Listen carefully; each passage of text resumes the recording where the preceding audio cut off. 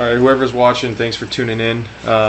If you guys have any questions or you're looking to see a certain benchmark, just post in the general chat and I will do the best I can to do that for you.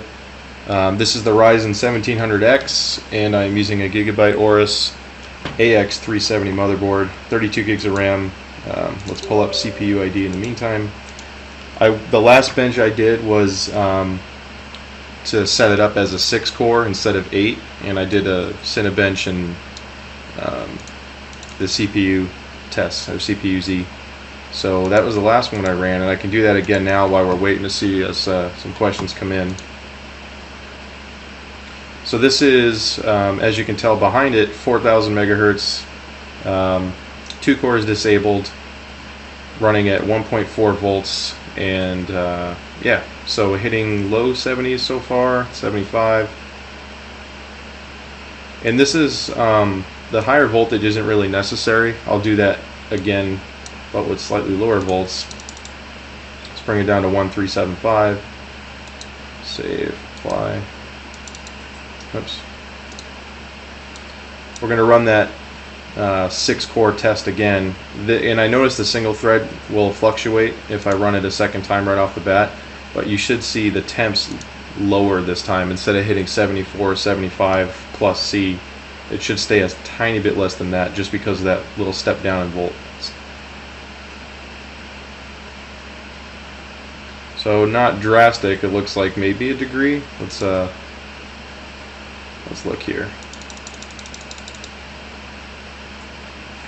So we had 76 before, and at the lower voltage it broke 75. So that little change did help a little bit, but not nothing drastic. So I'm not seeing anything pop up in the chat yet. Again, whoever's watching, if you have any questions, just post it there. I'm keeping an eye on it, and I can test whatever I'm able to test.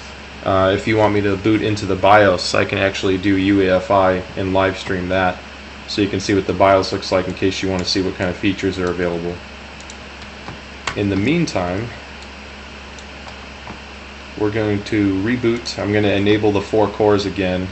You know what? Let's try something. Let's go to let's stay at 6 cores, but go to 4,100 megahertz. And just for the sake of stability, 1.39. Apply. We're going to bench again. We did break 2300 for a second, but it went back down. So it's so 2293, not bad. And that, as you can see, the 100 megahertz makes next to no difference on 6-core. It went up a little bit, but pretty much the exact same thing. And even if you compare that, so at a 6-core Ryzen at 4.1 gigahertz compared to the 10-core i7 6950, and it is neck and neck. It beats it in single thread, but in multi-thread, let's see, it barely loses, and that's in 6-core. So if I switch to 8 and reboot, it'll absolutely obliterate the 6950 at stock frequency. Now you can't overclock that, of course, but I think it's still pretty incredible to kind of get those results. Yeah, even a 6700 at 4 gigahertz, this one's beating it in single core and obviously destroys it in multi-thread as well. Alright, let's see who's tuned in. So we got 6 people watching. Thank you guys for tuning in. Anything you want to see, just let me know. If you can't hear me, check the chat. And I'm going to ask you just in case.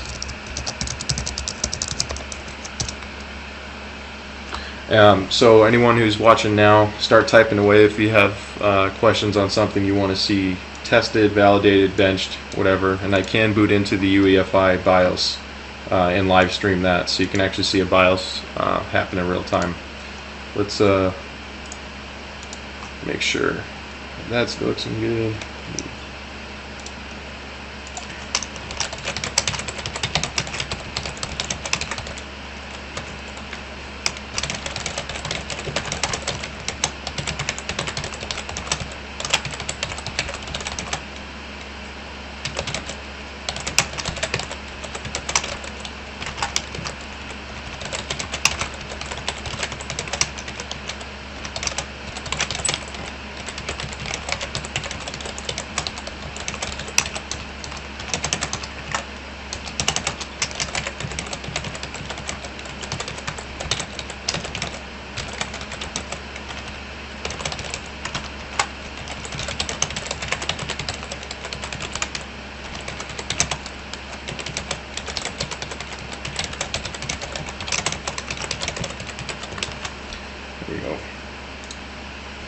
Alright, so we're going to refresh this, make sure that looks good.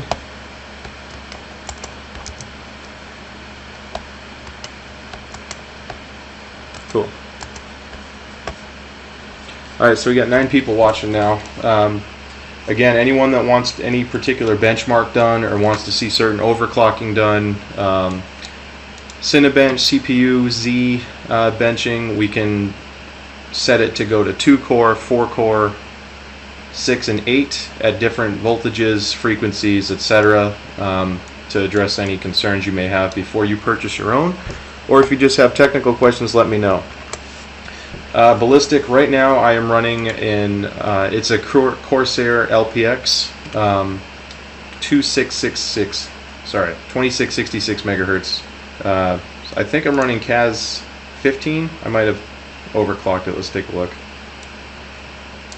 No, I'm at 16 right now. So it's just running at the stock XMP profile, which is 2666 right now.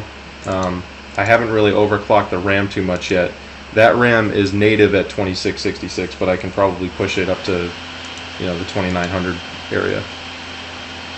So if you want certain benchmarks that are RAM specific, let me know, and we can either install it if I don't have it, or I can run any test that you can think of. Right now it's in 6-core mode because I was doing a bench earlier for the request of someone else. And if you want to see the UEFi for Gigabyte, post that up. I can load that. So let's run this again as a single core. And this is at 4.1 gigahertz on Cinebench. This one's going to take a bit. Mystic, this is a MSI Core Frozer L CPU cooler. It's only a $50 CPU cooler. I know everyone was benchmarking you know, dual radiator or triple fan water coolers and really high-end Noctua fans.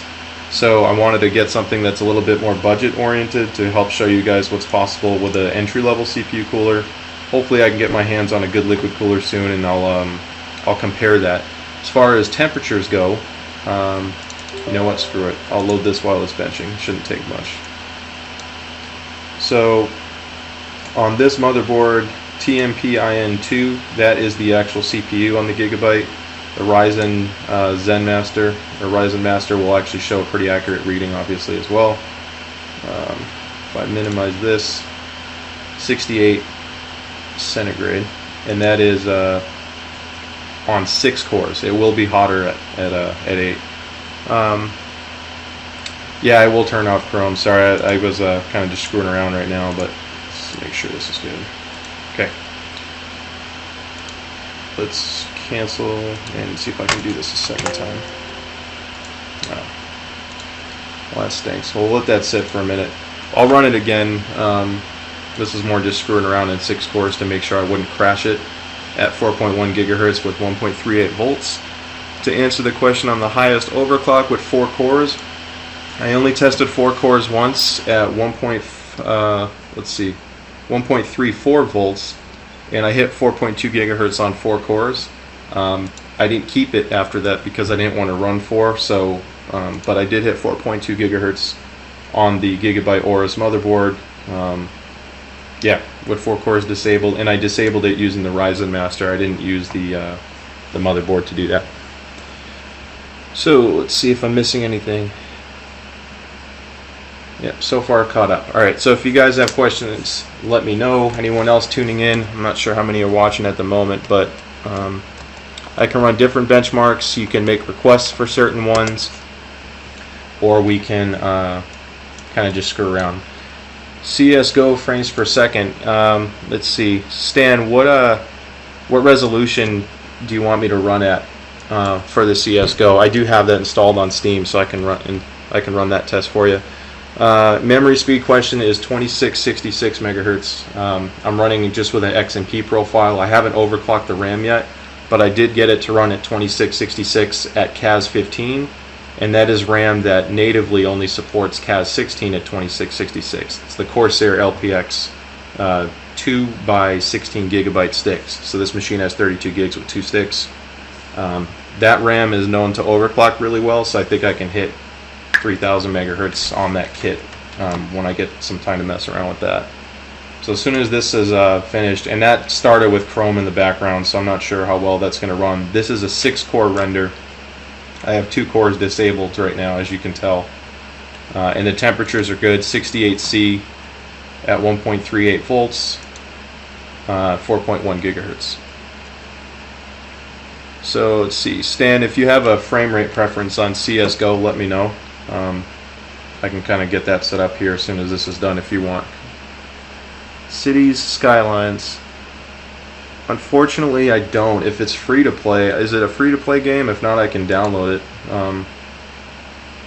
Let's see, that's almost done. I'll load Steam up in a second if you guys want me to check that, or if you have any other requests. Stanco, Roger, 1920 by 1080. I'll do that here as soon as this is done. But I'm actually going to enable the 8 cores again for CSGO before we go into that. I'd rather make sure we're running it the way the 1700X is intended to. If you want to, unless you want to see what it runs at 6 cores. Any Frostbite game. So I'm not going to lie, this is a new rig. I don't have a lot of new high-end games yet. I bought a GTX 1070, so I got the code for Wildlands, but I haven't installed it yet, so I can always do that real quick. Chris, is it Benoit? I have the latest publicly available BIOS from Gigabyte. I haven't installed the beta one that was kind of leaked out on Reddit, but I'd rather play it safe right now. So far this BIOS has been completely stable. I haven't had any problems, so I didn't want to risk messing it up. XMP, it is an Intel specification, however the motherboard manufacturers will load XMP features into it so you can still support that. Alright, do this please. Let's see. I see your link, Geek Dad, so I'm going to pull that up here in a second and see what you're talking about. So this finished. I still hit 1285, and part of that test had Chrome running in the background, so that's the 6-core one. OS is Windows 10 64-bit. It's the Education Edition just because I like some features that it has. But alright, let's see what this post was. And if you hear fan noise in the background, that's actually my Alienware laptop. It tends to run hot. Oh, the link is broken. Let's fix those spaces.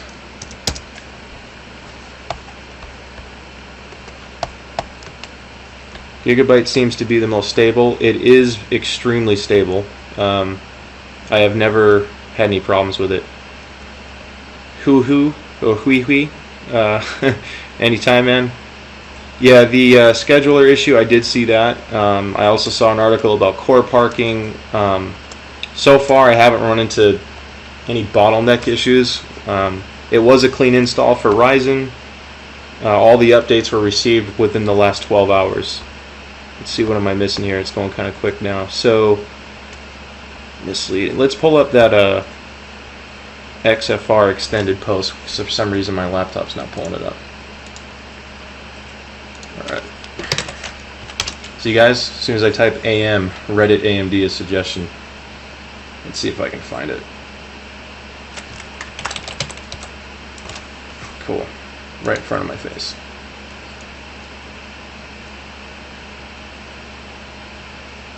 Yeah, so I saw this link here. What's up, Funk Dog? Misled about the XFR. So yeah, it doesn't really overclock much at all, especially on 8 cores. If you have a specific concern about XFR, let me know, and I'll try to address it. But when I have all 8 cores enabled, it doesn't overclock for crap. It goes up to, the stock is 3.4, which goes up to 3.8, but it's not like it goes beyond that when you have them all enabled on the stock clock. It would still boost to the same top frequency. It would be nice if we downlocked R7. Oh, okay, I see what you're saying. So if we downclocked it, would it still boost to the same? From what I've understood, anytime you mess with the stock clocks, it really screws up the whole XFR thing because it kind of puts you in more control of it. So I haven't seen, let's go back into this. This is the current speed here. If you can see this here with the Ryzen Master, it actually clocks each CPU core separately. Their 6th is pegged at 4.1 right now, and the other ones are kind of fluctuating. I don't know if that's a software issue, but it seems, yep, there you go. Now the rest of them went up too. So stock without using XFR, or stock with XFR enabled, I haven't seen it go above the 100 megahertz no matter what. Okay, let's see what else I'm missing here. Has spaces, yeah, I pulled it up there, so thanks for that. What RAM? This is the Corsair LPX. It's a 32 gigabyte kit. It's the cheaper kit, so I got it at Best Buy for a good deal before that price hike. 2666 megahertz with CAS 16. I did successfully run 2666 with just the XMP profile. I didn't have to do any manual overclocking, and I did set it to CAS 15, and it ran that fine as well. Loose timings for 32 megahertz. I did not try that yet. No, we can kind of experiment with it. I didn't focus too much on RAM, but maybe we can look at that inside the UEFi. The exact motherboard. This is, let's see if you can see me here. I'll pull up the video. So, alright. This is the Gigabyte Aorus AX370 Gaming 5. Sorry if it's a little crooked here. I can't really tell with the way the camera is. But, yeah, it's a solid board. It's $195 at Fry's and Newegg and Amazon. And that was the one I wanted. And when I went to Fry's, they had it in stock. So I was really excited. Best RAM. It seems like G-Skill and Corsair have consistently performed the best with regards to compatibility, and G-Skill recently announced a very high-speed kit that I think goes to 3500 megahertz if I'm not mistaken, but you can correct me if I'm wrong. It's up there though. I imagine that price is absolutely ridiculous, and for that I'd rather get liquid cooling in a GTX 1080 and get real performance instead of an extra few percentage points on RAM.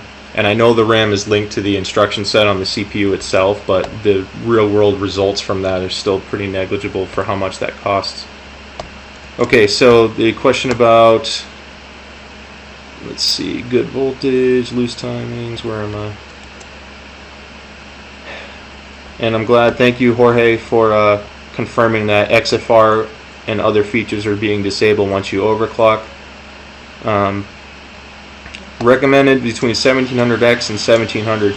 You know, I'm a little disappointed, and I feel bad for the guys that got the 1800X that can't overclock much higher at all than the 1700X owners. And some of the leading benchmark and overclock results on the survey that was put on Reddit shows that the 1700 is hitting almost as high. So if you're on a budget, I would say the 1700 is the best value for sure, because it comes with a decent CPU cooler, to run 3.8 and 3.9 as long as you get a good chip. The difference is you have that whole silicon lottery thing. The B350 was bad. I'll get into that in a moment. But if 1700, you can get a good chip or a bad, whereas the 1700X and 1800X are higher quality bin chips. They also run slightly more voltage, so if you're really starting to push it, expect higher heat, which requires a better CPU cooler. So if you want the ultimate, 1800X of course, but the difference is negligible compared to a 1700X. 1700 is best bang for your buck. The difference between Gaming 5 and K5 is the BLK clock multiplier. It gives you more overclocking support. The panel on the motherboard has a black I/O shield cover, the little plastic plate on top that looks nice with more RGB lighting. Just a couple extra features for overclocking, but the Gaming 5 is more than enough.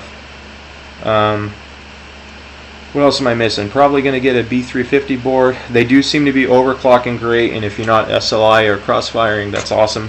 Thought the B350 was bad. It is still performing really well. A lot of people were concerned about it not running overclocking as well compared to the X370 just due to the VRM counts, but it's proven that the VRM isn't as big of a deal as everyone was concerned with. I haven't seen a lot of benchmarks from BioStar or a few other companies, but this Gigabyte board is 10 VRMs.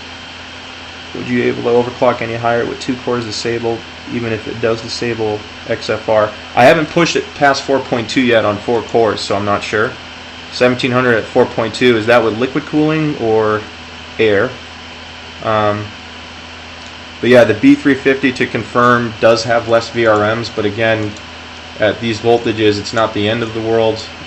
If they're high quality VRMs, which Gigabyte tends to have, and I've seen MSI perform really well too with that regard. I don't think ASUS boards with small VRMs or lower count VRMs perform as well. That's just my experience. Let's see. 2 results on CPU Z with a B350 at 4.1. I don't think I quoted anything wrong, so I'm not sure if that was directed towards me, but I have seen regular 1700s hit that number before. You know, Jeremy, that's actually a really good question. When I disabled, let me show you something cool. So I have 2 cores disabled right now. This is the current profile. If I load CPU Z, let's show you something that caught my eye. It actually, when it does the drill down of how many CPU cores you have, and it shows the whole K17 thing, because the software is a little buggy. Oops, sorry, I meant hardware monitor. It breaks up the core count funny. It's not just 1 through 4 for being enabled. Let's scroll down here. These are good questions, guys. Thanks for this. I'll be saving the video too, so hopefully we can post it up after. Okay, so check out this. K17 right here, core 0, 1, 2, and 4, 5, and 6. So I don't see 3 or 7.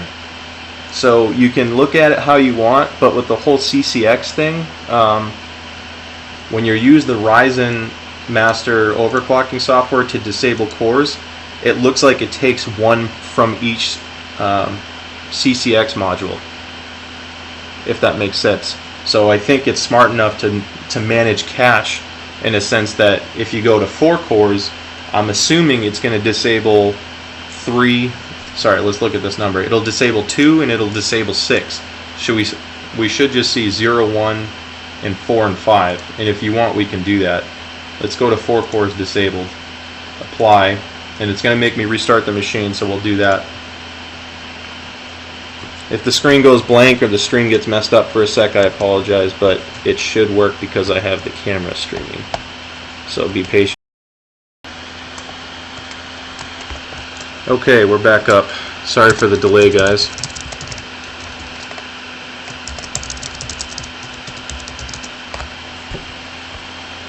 Okay. Thank you guys for being patient with that. So it turns out when it reboots, it does drop the signal for a minute. Okay, data fabric.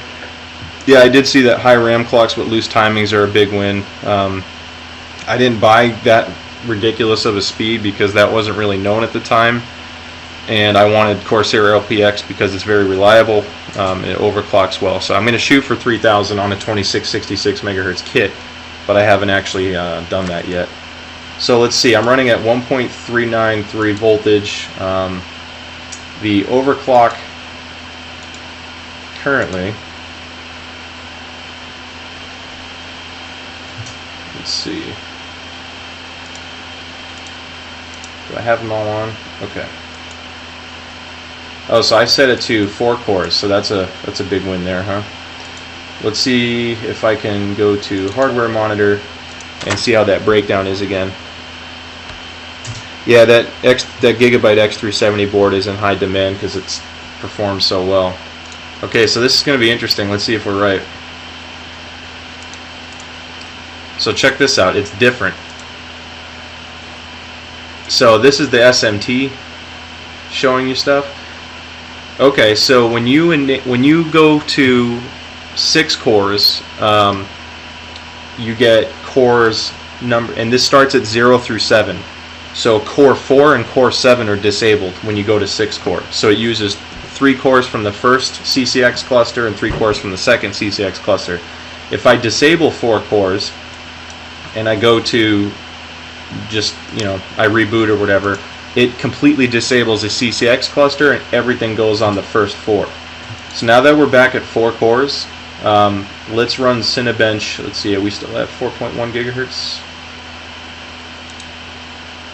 We are. Okay. So we're going to do CPU Z benching. Seems to be pretty good. The X370 Taichi, I think should be a solid board. Honestly, my last computer build was an ASRock build, and it was with an Intel i7, and I had so many problems with that board compared to what I have with Gigabyte on AMD. I just built another Kaby Lake system for the home theater, and I went with an MSI board there, and that's working extremely well.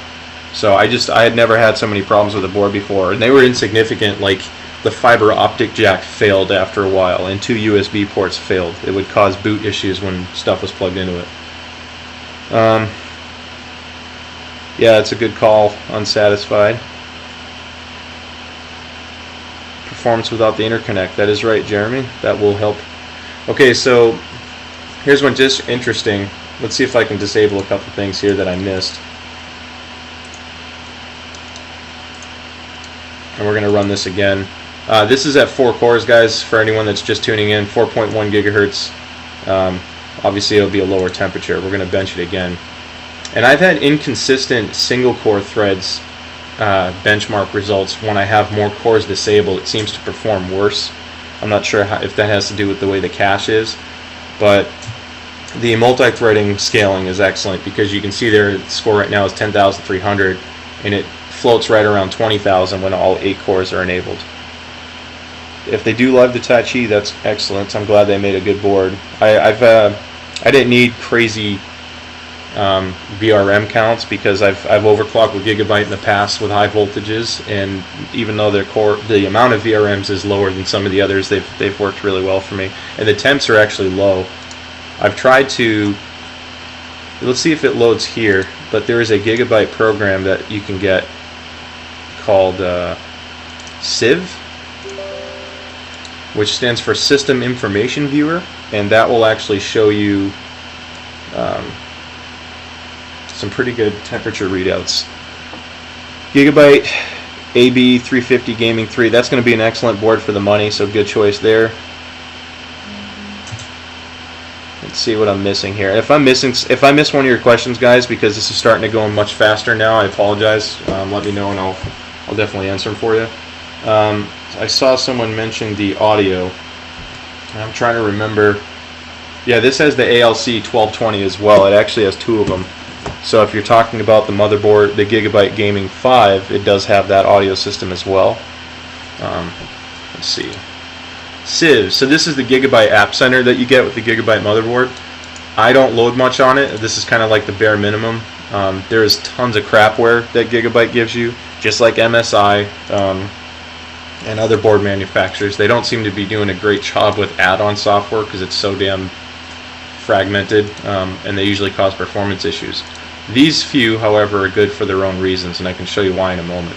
So here's the Gigabyte SIV, or System Information Viewer, and it is actually very accurate. The RAM readouts have been kind of funky, but everything else has worked really well.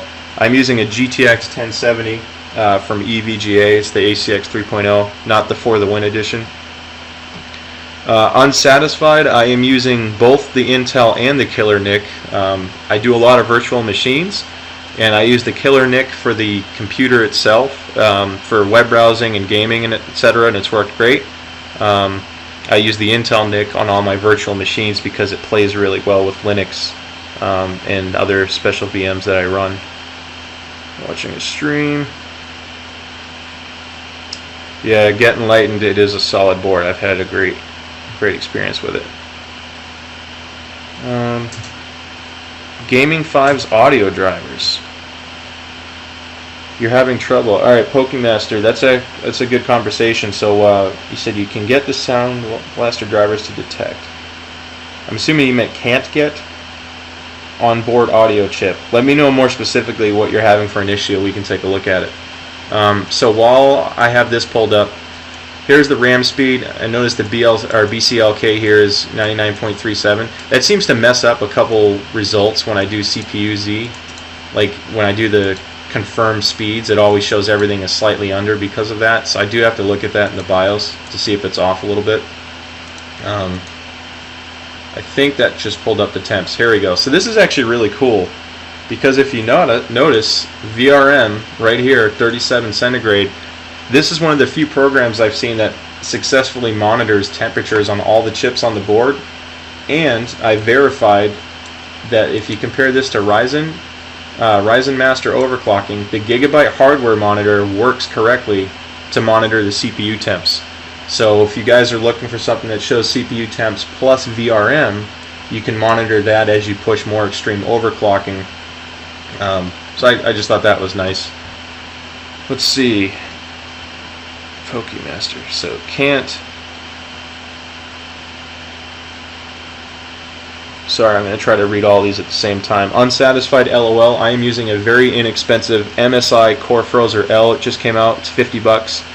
I see a lot of reviewers out there doing liquid cooling and what else were they covering? And then just massive, like, you know, the Fantex Cryo Rig and the big guy. What's the one I'm missing right here? The one with the really ugly ass fans. That's brown.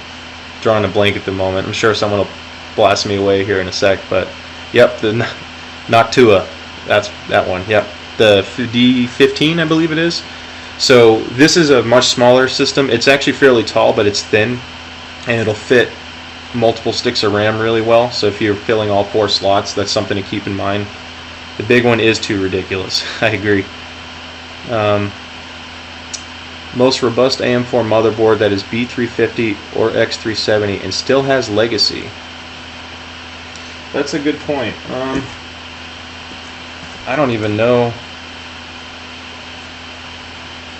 Man, with legacy, it's probably, I hate to say it, I could say robust.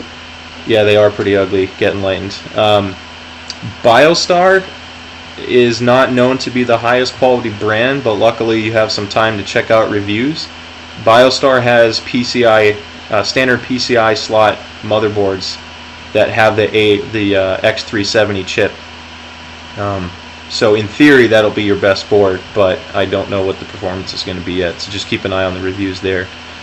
Max temp while performing anything CPU heavy. This, keep in mind, this is with a $50, I did see the black fans, Jeremy. This is with a $50 CPU cooler.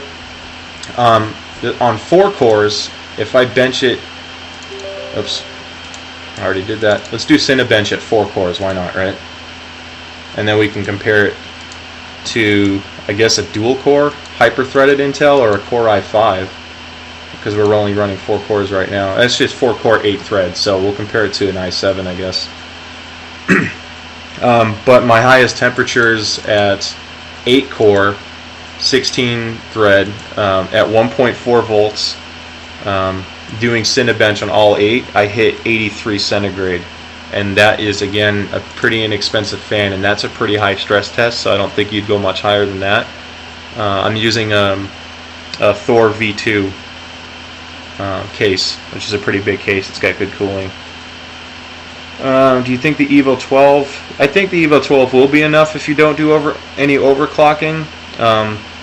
But Redstorm, if you're not doing overclocking, then I would just get the regular 1700 and overclock anyway, because for a very mild overclock you'll compare to a 1700X base. Just set it to 3.4 or 3.5 gigahertz, and that'll be a walk in the park.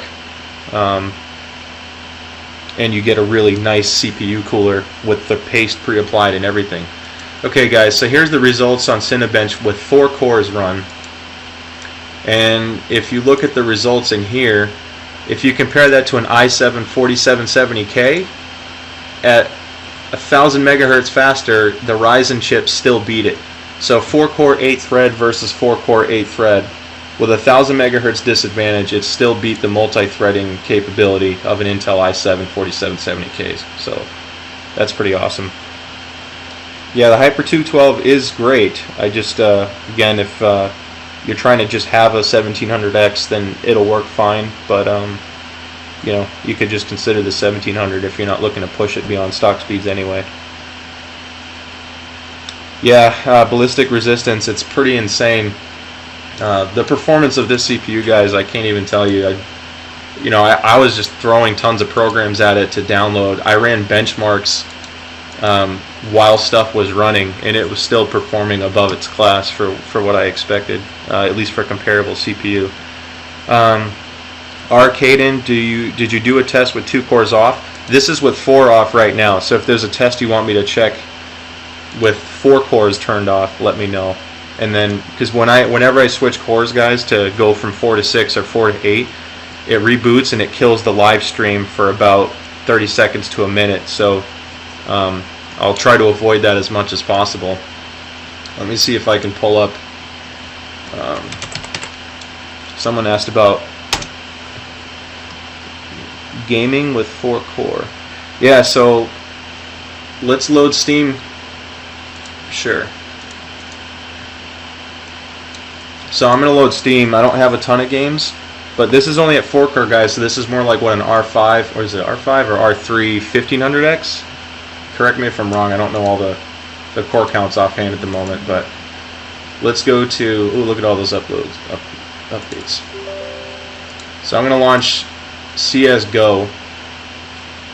Look at that first time setup, it's a new build. We're going to do CSGO at 1080p, and this is with a GTX 1070. And we'll see how many frames we can get. R5, thank you, Jeremy. Yep, we're doing CSGO now, guys. This loading is going to take a second. Sorry, hopefully I didn't miss something here. I just got the system running recently, so I haven't... You know what? Let's do this test while it's loading that. I'm curious how it affects it. So check this out. While it's doing an install for DirectX, I'm still getting over 2,000 on the single thread core score, so it multitasks extremely well. You know, Chris, we don't know for sure if the 1500 is going to clock a lot higher yet, because they're built on the same die, and in addition to that, the 1700X and 1800X are supposedly been to support the highest overclocking. So in theory, a 1700X or 1800X with the correct voltage, 4 cores disabled, should perform extremely well. The difference is going to come down to how the CCX clusters are assigned on 4 core mode.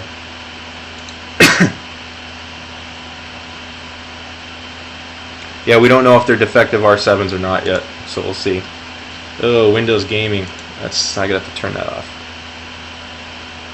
Sound Blaster software that comes with the board, it just gives me an error saying I can't detect the device.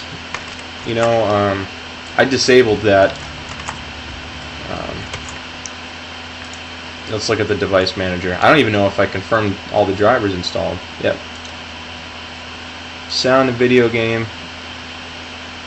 Let's look into that, guys, because I don't know why you're having an issue with that. I just use the I guess I'm not using analog at the moment because of the HDMI audio, so we'll have to check that out afterwards.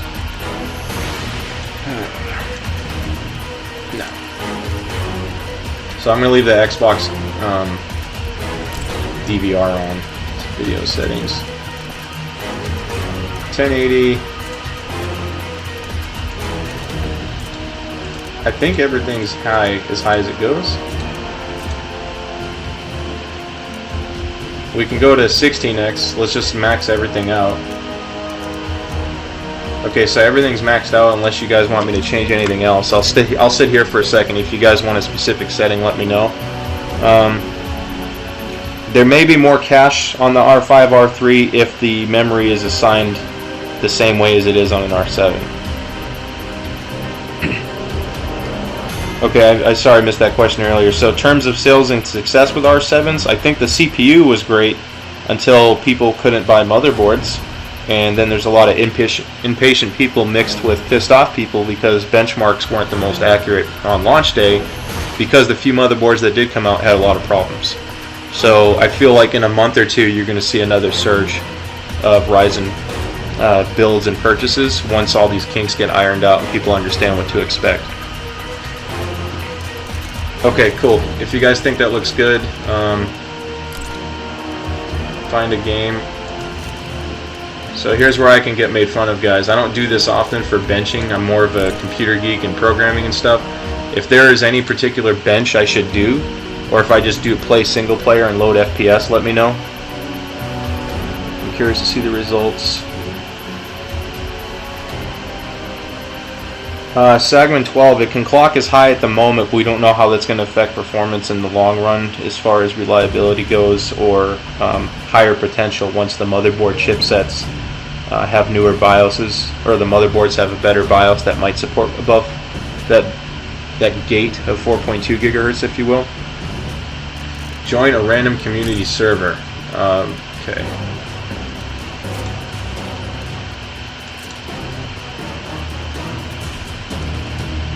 Let's go by low latency. This is on the Killer Networks nick, by the way.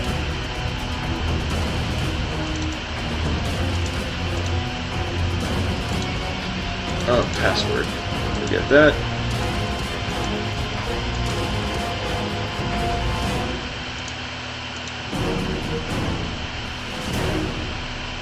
Oh, never mind. I'm stupid. Okay. They do give you the luxury of not having to manually overclock, and I also feel good about when I do overclock, because they feel like they're just designed for a little bit more work. They're worth the extra money, you know, for... That's a tricky question, because if it's... You kind of have to say if you don't know for sure and you have to ask, then probably not, because DPC latency issues. We'll have to check that out, Fixie. Non-X's run cooler because they run at 65 watts because of the lower base clock, and you're not going to hit 3.9 on all cores or 3.6 on all cores with XFR. It doesn't really work that way. So I would just take, let's see, copy and paste the code in the console. Yeah, it'll be fun to type. I believe, let's see, to you and us, sure, but for the non-enthusiasts, yeah, they do run cooler. Let me check something real quick, guys. So we have 45 people watching, so that's awesome. Thank you guys for tuning in. And this is kind of a newer channel for reviews. So if you're looking for this type of stuff in the future, I plan on doing more, so please subscribe and help, because if I get more subscribers, vendors will actually send me stuff. And then I can offer more coverage for you guys. Let's see.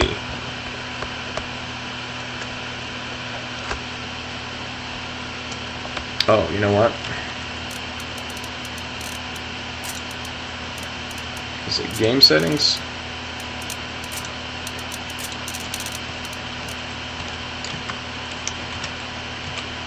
Alright, so let's see what I need to pull up here. Have you tried testing the Ryzen streaming while OBS? I haven't yet, but part of it is because I hate OBS. I've had a lot of problems with it in the past, so I prefer XSplit, NetGraph 1.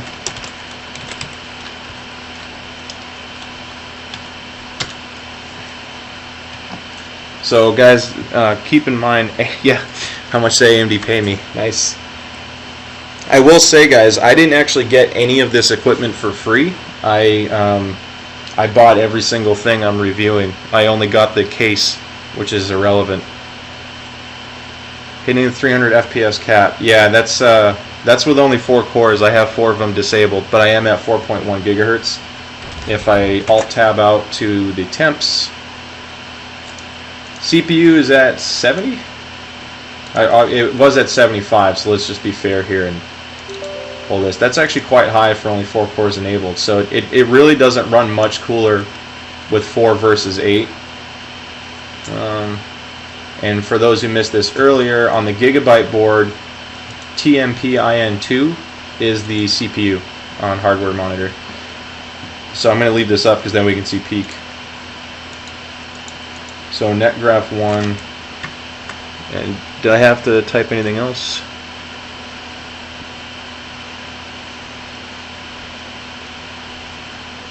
Hey Geek, if I need to type all that in, let me know, because I'm not sure if we need to do that beyond what I have pulled up right now for what you guys are looking for. I got called a sellout, so that'll be funny to hear what that's all about. 1700X FPS max 800. Okay.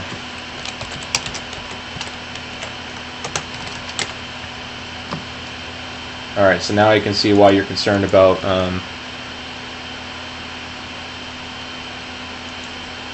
thank you. Appreciate that. So we're hitting between 360, I'm seeing peaks in the 380 something. I don't know if it's hitting 390 or not. Right now it's kind of all over the place, but I passed 400 a few times there. I guess obviously it'll depend where we're at. Let's see.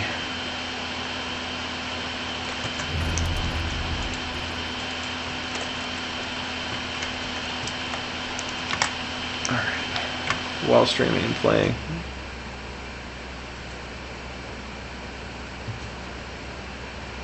I wonder how performance will be with all 8 cores.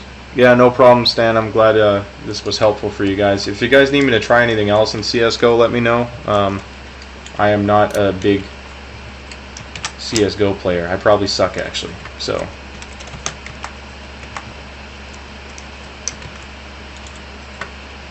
let's see what else I could type in. But as far as live streaming goes, to kind of answer that question earlier, I had an older i7, a 4770K, and the live streams were fine. CPU usage did take a hit on games like Battlefield. SMT is turned on right now. Thought it was on. Yeah, it is on with 4 cores enabled. So I'm 4.8 right now. I have used Blender in the past, but I have not benched it yet. I can bench stuff at 4 cores while I do, you know, we can do as many tests as you want while the 4 cores are turned on. So if you have specific questions you guys are looking for, let me know. Right now I'm looking for the code for max FPS. I'd like to see that. Oh, FPS max 0. Okay.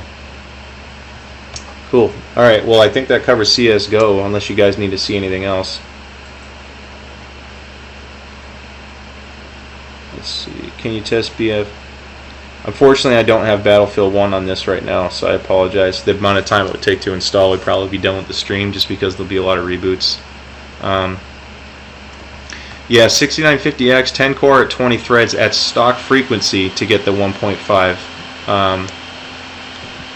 This obviously is a bit overclocked. I wouldn't want to detune it. Can you try the nuke map? Copy and paste. I can't copy and paste directly at the moment, just because I am streaming from my Alienware laptop. I'm doing an HDMI in from the computer right now because I wanted to be able to stream the UEFi in case you guys wanted to see how the BIOS looks. Yeah, I will have to see. Yeah, 400 plus FPS is good, especially on 4 cores. Stepped out. Did you run Cinebench with 4 cores? I did, and I might have still left it up. I did not. You know, let's finish this one test with CSGO, and then I will 1080p. Everything is maxed out right now, as high as it goes, and I have the. Let's show you. Oops. Ooh, did I freeze it? No, there we go. So there's the settings there. If you do want to see the BIOS, I will hop into that shortly here. 1080p, what settings? Zek, hello, how you doing? So I will not forget, before I reboot into the BIOS, I am going to run Cinebench at 4 cores again, get enlightened, because I forgot the results. I think it was 800 something. Single core didn't change, of course. Jeremy, let's see. Got jokes. Yeah, the FPS is good for everything maxed out. This is with a GTX 1070, by the way. I'm not using anything higher than that. It's a EVGA. It's not overclocked. It's just a standard 1070.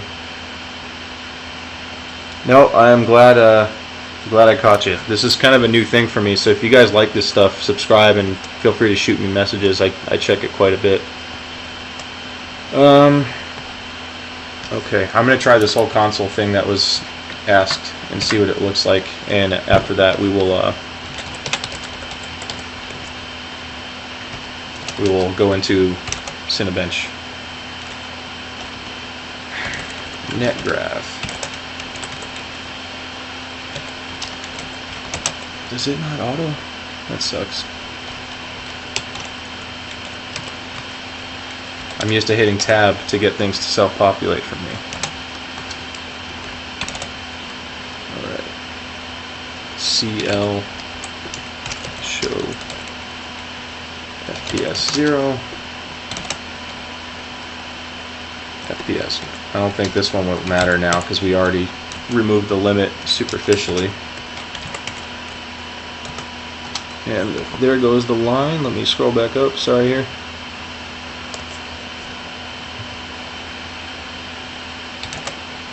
FPS max 0.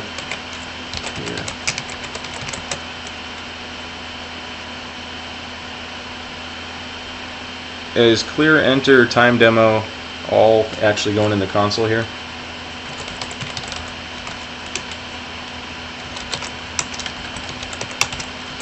If not, let me know before I hit enter.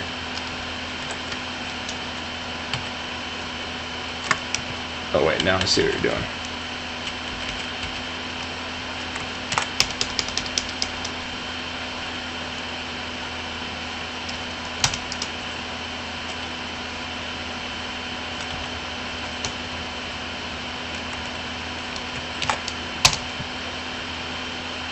Oh, good old typo.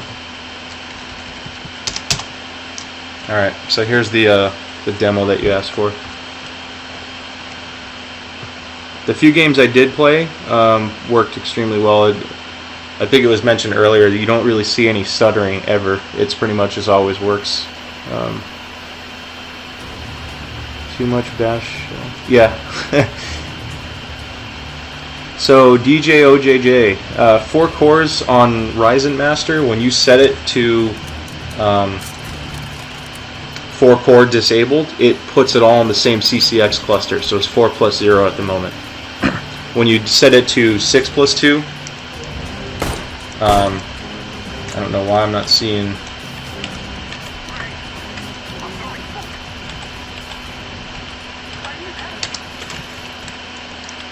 This is in-game, but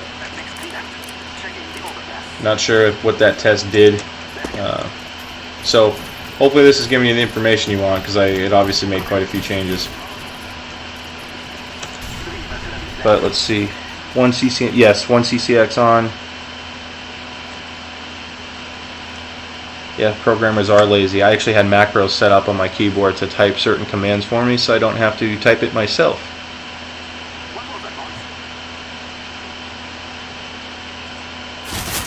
So,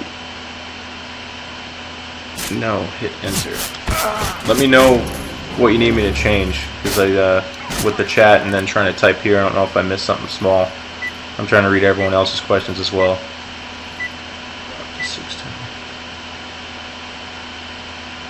Yeah, I guess Intel could be slightly better on certain things, but the parts where Intel is better, it to me is negligible enough, where all the advantages of the Ryzen pays for itself. I didn't buy an 8-core 16-thread CPU just to get the best possible FPS. It's because I do a lot of virtual machines, and I like assigning a lot of vCPUs for performance reasons.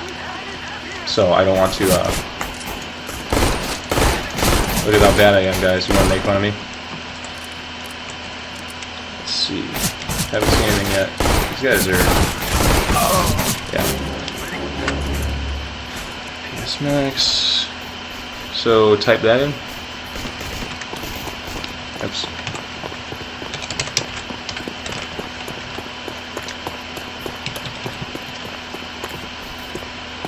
Yeah, in the game when there's people walk around, it's quite different. And again, this is with 4 cores. Not seeing much on the stream. There we go. Just got a ton of messages. So disable. It is going to be a 4-year supported chip. Net graph doesn't matter. Yeah, this is 4.9 or 4.1. Voltage is at 1.39, so you are right. Let's see.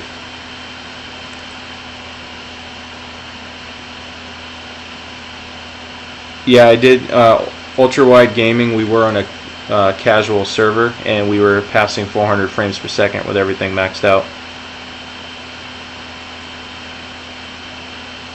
Unsatisfied, when we reboot into 8 cores we can. That's fine with me. I think just for the sake of exposing ourselves to other things that the CPU can do, we can look at something beyond CSGO, unless you guys wanted something else. Just let me know. But I will do that. Geekbench at 4 cores, that's right. Let's do that real quick, because I can go back in a go if we really need to. So, oh, and I was doing that while Steam was updating games in the background, just to let you know. Okay. This hardware monitor on the right, for people who are new to this, is from Gigabyte. It's called Civ, and it works really well. Forget your R15 run. Oh, Cinebench. Do you have Overwatch? I think so. I might. I don't know.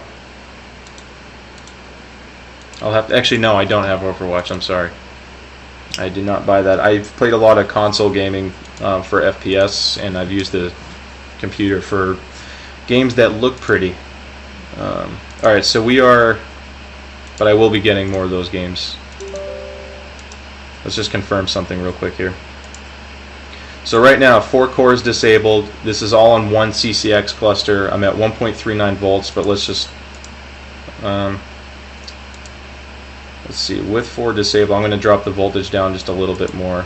1.38. Apply. Let's load Cinebench. We're going to do single core takes forever, so we're going to start with just the regular multi-thread. So I'm pumped. I need to stop reading and watching reviews. Yeah, that doesn't help, because you always want to get something new. Yeah, 400 frames was excellent for 4 cores. I was pretty surprised. I will try to run that test again with 8, see what that does. Jeremy, you know, it sounds crazy with all 8 cores doing a Cinebench test, and see how much of it affects frame rate, but even at 4 cores, if you can tell, the Cinebench test goes so damn fast that by the time I load the game and get into something, the test will already be done in the background. It would be funny to see.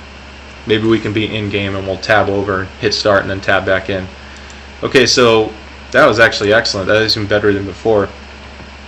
This is at 4-core, 8-thread, and as you can tell, it beat an Intel i7 at 4.4 gigahertz. They got a score at 822. Yeah, sorry it's so late. I didn't start until after I put the kids to bed. Do you think OEMs will adopt Ryzen? I think they will. I think the motherboard issue is the big holdup right now for OEMs, because no one likes having problems with stability.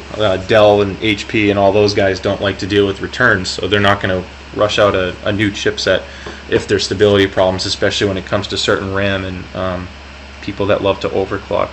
I know the I think it's the A320 won't overclock, so they'll probably doing that. Yeah, it'd be funny to test some games with this running. I'll do that in the 8-core mode, but as you can tell, the single core speed's excellent. The multi-core at 4-thread, CPU ID, and branch prediction does keep getting better if you do the tasks close enough. Because I played CSGO, I'm not sure how much of a difference that made, because it had some time to flush it out. So let's do a quick bench with 4-core, 8-thread, single CCX cluster. 20. So yeah. There you go. And we broke 10,000 on 4 cores. Holy shit. I don't know if you guys appreciate that or not, but that's so a 4-core Ryzen at 4.1 gigahertz was 2/3 of the performance of a $1,700 10-core 20-thread CPU. So I just want to let that sink in for a minute. Let's click that. So at stock clocks, just whatever, it's, you know, that's the number it shows. That is compared to a $1,700 chip, so that's pretty freaking insane. Single core overclocking speed, I haven't tried just a single core. I thought that might be a little too specific of a test. I think because of the way the chips are going to be made, I could go down to 2 again, but for the other tests that were requested, we'll probably go into 4-core first. Or sorry, back to 8.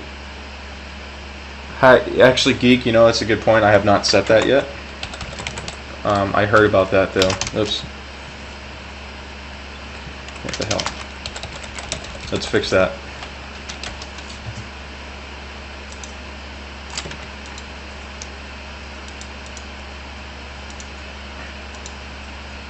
So right now we're doing high performance mode.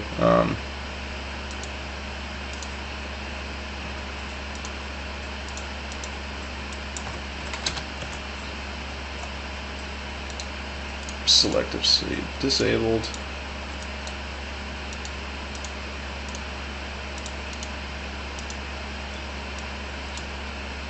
Alright. So 21, 21, and 10.356. Let's run that again. Yeah, high performance mode helped, plus branch prediction. I haven't tried 1 core, but I will give that a shot again. Yeah, now I do have to run everything. That's funny. It shouldn't change too much, guys. Did I edit balance?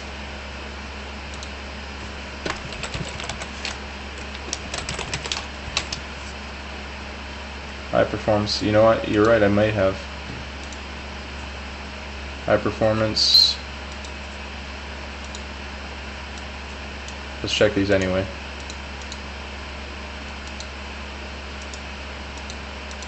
You're right, I did enable balance, so I apologize. A good catch. Alright, so in high performance, 2286, 10396. Again, that's compared to a 10 core. Let's go with something a little bit more comparable. So here's the i7 7700K at 4.2.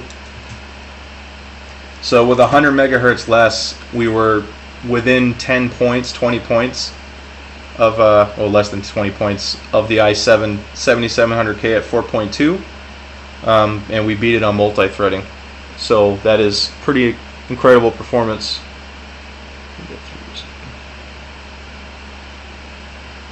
Yeah, I did get good results on balance mode, so that's hilarious. So guys, this is only 4 cores, and I'm at 1.38 volts, so I'm comfortable lowering this a little bit more even, so let's go 1375 and hit apply, which should affect the temperatures. And I still have this open in the background, which is more of just a cache thing, but I don't care about that. Let's see.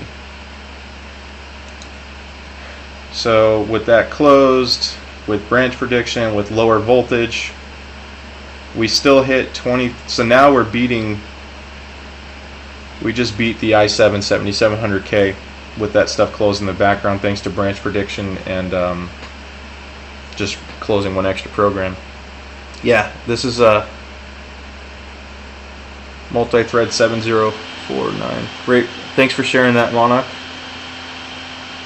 You can view pop-out chat. I did on mine. There's a little dot on the corner.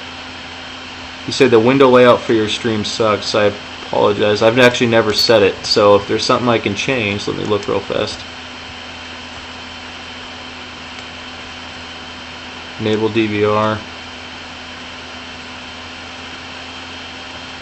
There's a quick setting you know that I should change. Let me know. I haven't tried that before.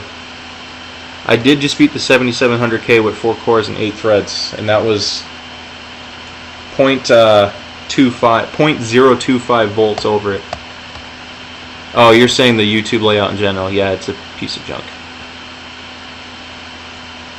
Geekbench and let it up. Would love to show comparisons. Yeah, YouTube's a pain in the ass sometimes. It is going to be a beast. So Geekbench, what do you? Let's see.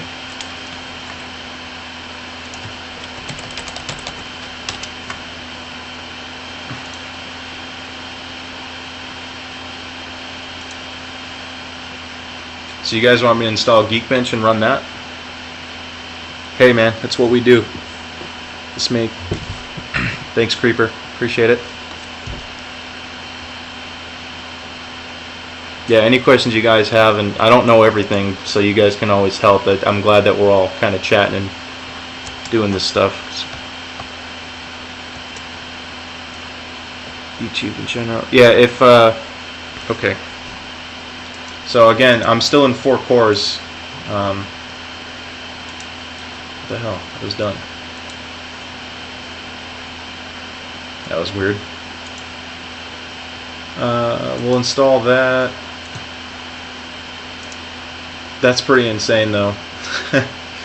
2379 at 4.1. And so this is only going to keep getting better.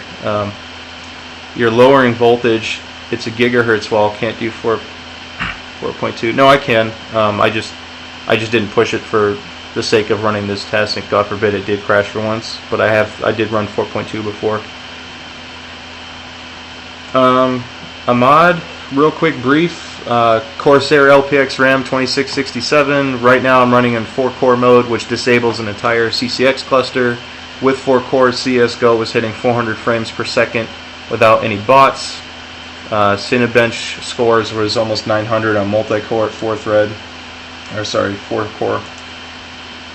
I'm probably missing a few things, but that's a lot of what we did. Highest voltage without degradation. You can only do. Which CPU do you have? Is it Jalapai? I'm gonna butcher that. Jalapapi. So I'm sorry about that. Jalopy. Can you do 4-core tests? You know, I'm not sure of the point.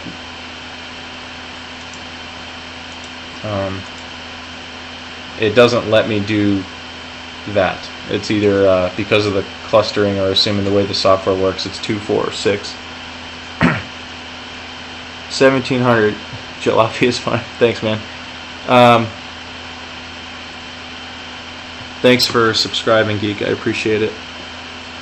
Yeah, 4 cores and 1 CCX active, and I can prove that by showing you in hardware monitor for whoever missed this earlier. When I switch to 6, it does 3 and 3, and it disables core 4 and 7.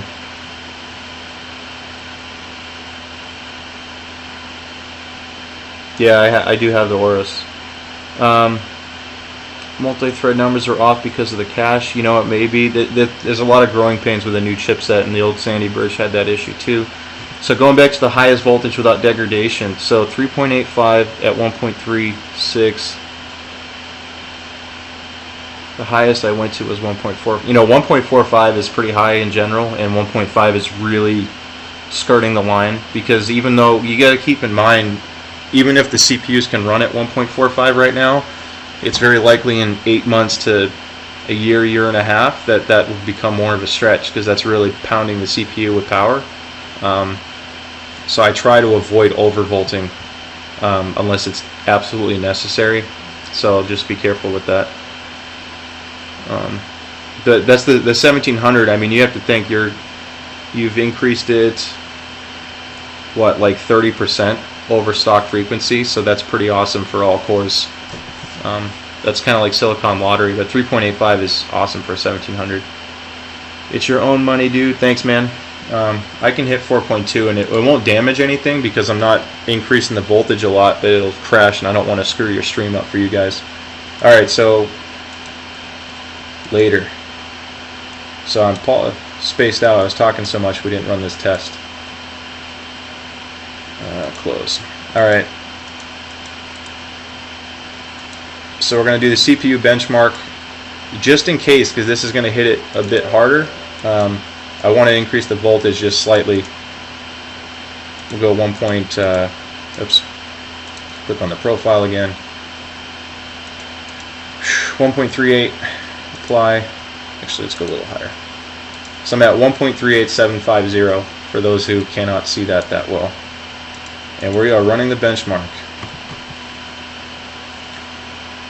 1.45 was max, and they don't recommend it for long periods of time. They do not. I don't know how much they publicly said was safe, because they kind of open up a can of worms when they do that.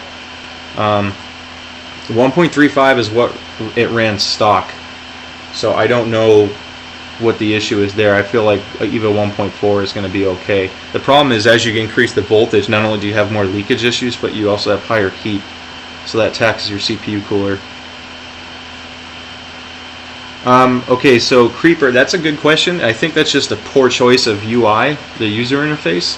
You cannot drag, when you drag the slider up and down on one core, it actually, when you let go, it boosts all the other cores to the same level.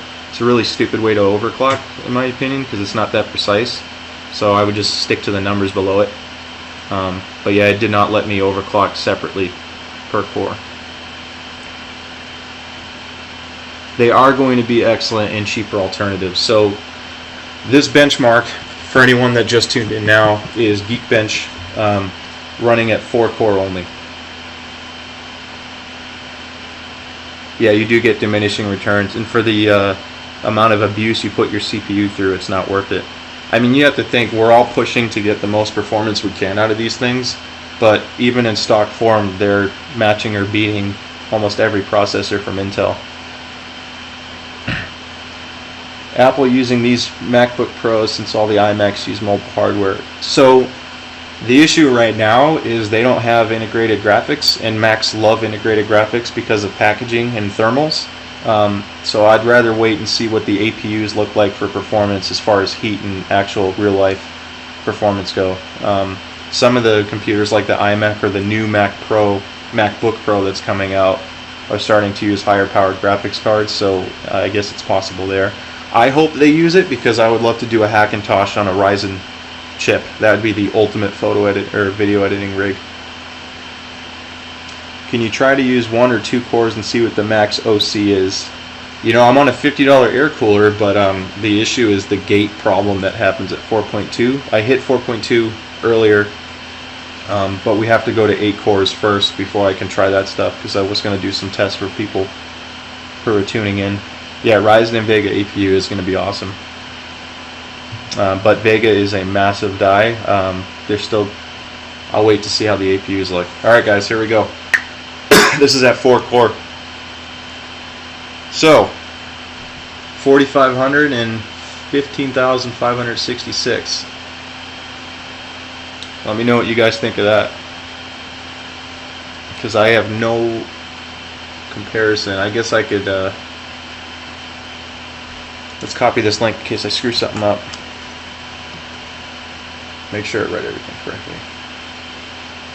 This is a pretty in-depth test. If they don't iron... Yeah, if they iron out the CCX bugs, that's more of an Intel thing, and I'm pretty sure there's an update coming out in April that will fix that. The gate problem is more of an architecture issue, and I don't know if that's purely CPU or the BIOS's ability to speak to the CPU. Thank you for sharing that, Josh. That's a huge... That's good to know. 6600. So yeah, it's comparable on multi-threading, but not as much on single, which is good. Yeah, the gating issue. Put the link in Reddit, making sure to know that it was 4.1 gigahertz. Because the Ryzen CPU isn't just a CPU, it's actually a SoC, which is a system on chip, so there's more communication happening than a normal CPU goes, and I don't know how much of a factor that's playing into the overclock, if the memory controller has something to do with that, etc. I will run this again with 8 core for sure. I have to, once I reboot it, it'll kill the stream temporarily. 7700K is 5500 and 16640. So this is good. It's not it's respectable. But again, keep this in mind. These are all synthetic benchmarks. Yeah, overclocked. Nice. At least you're obvious. So I appreciate, or honest. So I appreciate that. You know, what was I getting at with this? With the synthetic benchmarks, that's not going to affect how you do things on a day-to-day. What you see on stuff like this is if I'm running 7-zip and I'm decompressing a file I downloaded that's huge, or an add-on package or something like that, that stuff just unzips and decompresses much quicker. Or if you're encrypting something, if you're doing virtual machines, you can, you know, all that good stuff. 4-core Ryzen. Yeah, this is pretty beastly for what a 4-core would be. So let's see how many people are watching right now, so we have an idea. Let me close this out. Okay, so we have 61 people. Thank you guys for all watching right now. Let's take this link. I have to install Notepad++ on this.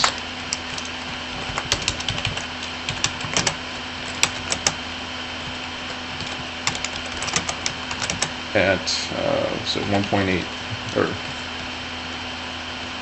3875B.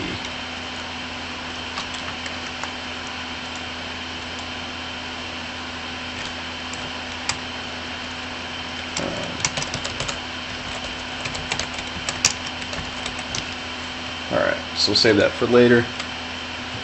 Run it again. Okay, yeah, that's a good point. Let's see what branch prediction does, even with Chrome pulled up. I'm gonna, so 4507, 1566. So we'll run that again. Get all the cores back up and let's get trucking. Yeah, we will here very shortly. Anytime, Patty. Thank you for that.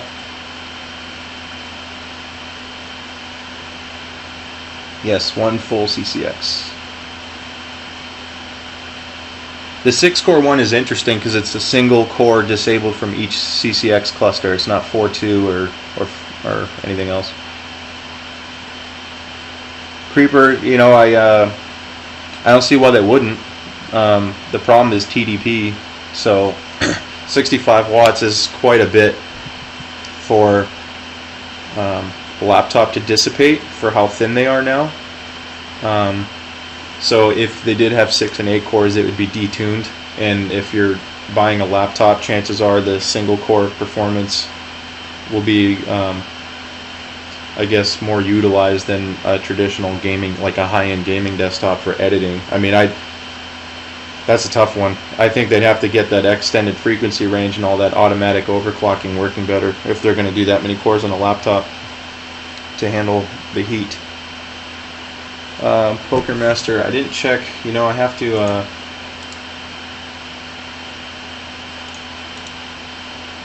not plugged in. I'm gonna have to plug that in. Oh, here we go, I'll use this one. So before I load that up, I'm gonna let this finish real quick so I don't screw it up. I don't know about that, Get Enlightened, because the only way I see you having control through that might be through a motherboard, but not on the die itself. Or the software definitely doesn't let you choose.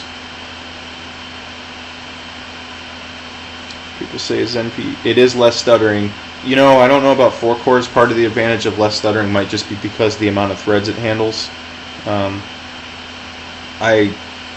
The way that performed for the 4-core 8-thread on benchmarking is pretty ridiculous. It's just below matching or beating a 7700K, and clock for clock it beats it pretty much across the board, and I haven't really heard a lot of people complaining about stuttering problems on a 7700K. Oh, yes. I was waiting for someone to notice the mysterious stuff folder. That was just extra icons on the desktop that I've from recently installed programs, and I instead of loading my desktop with a bunch of stuff so people know what I use, I just jammed it all into a folder. Okay, so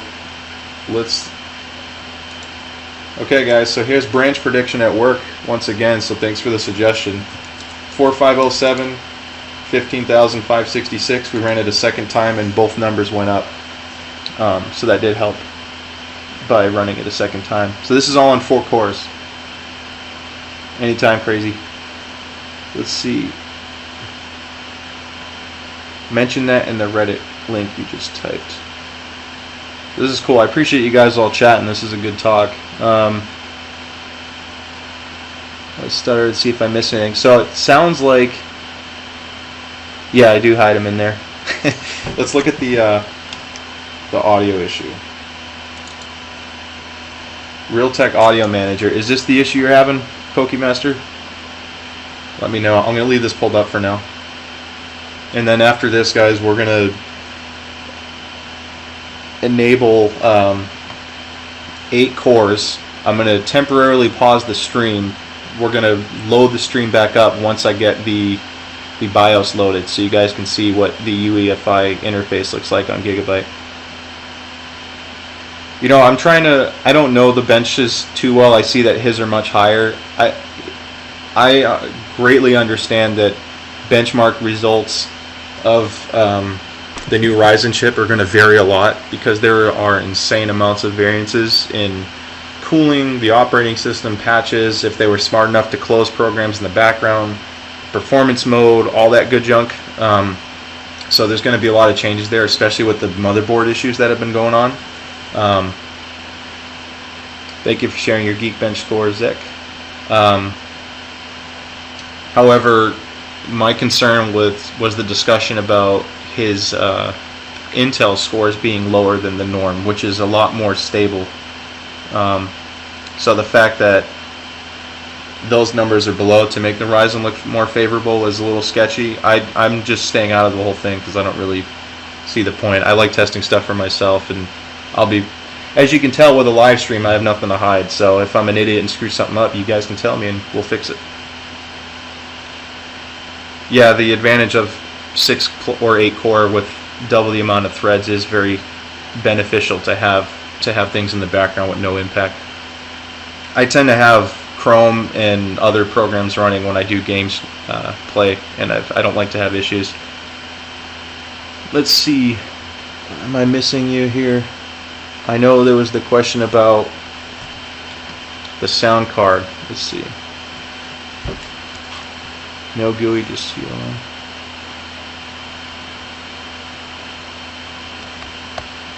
Yeah, I'm hoping the FX cores start going by the wayside as far as pricing and stuff goes to help promote this platform, because the more that people transition to this, the better adoption you'll see, especially when the new Scorpio comes out. Where is the question about the sound card? I thought it was in... Can I download what? Poker Master, I missed it. Oh, Sound Blaster. Okay. So you're downloading Sound Blaster drivers from a Sound Blaster website, or are you using the CD? Because I have the CD here. Let's put it in and you can see what's on there and tell me if you did something different. Yeah, $75 FX bill would be awesome. I got a buddy who's activity monitor while using a bench. Sure. I have a buddy who wants to upgrade his Phenom 2 970 Black Edition, and he wants to look at the 8300 series FX. And I told him to wait because the prices are going to drop.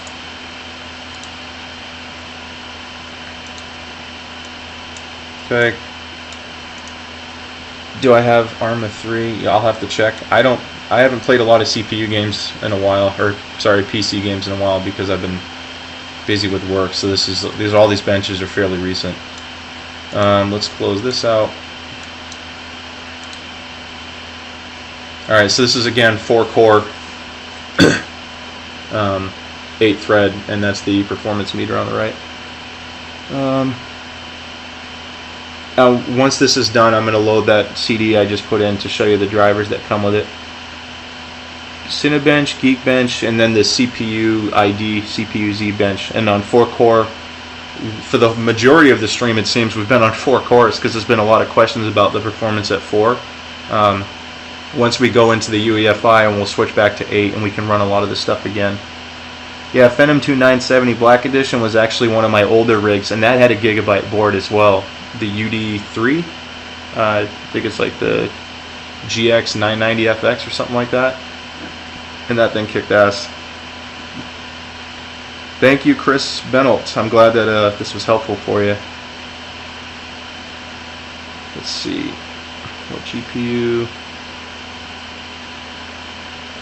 Next update for Windows 10, the official one I think is in April. I'm pretty sure that's the big rollout.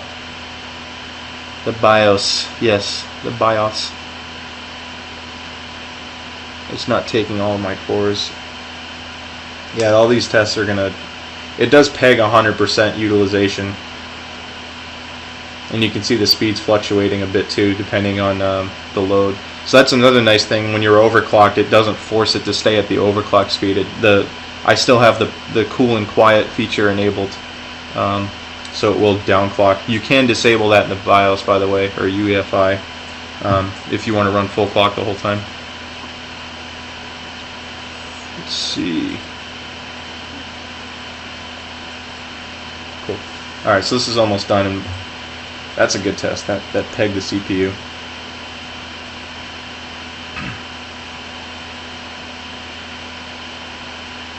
Oh, and in case it matters to anyone who's concerned about some of the stuff we were doing, the SSD, I'm not using NVMe. I'm just using a SATA 3 OCZ Tryon, the Toshiba-based one, which has like a 550 meg per second read-write speed in that window.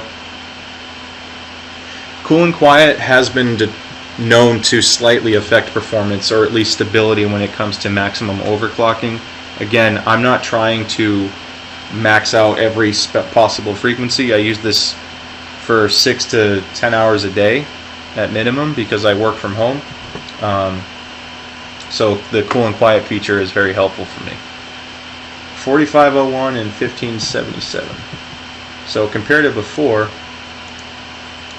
so I dropped back down a little. The multi-core went up.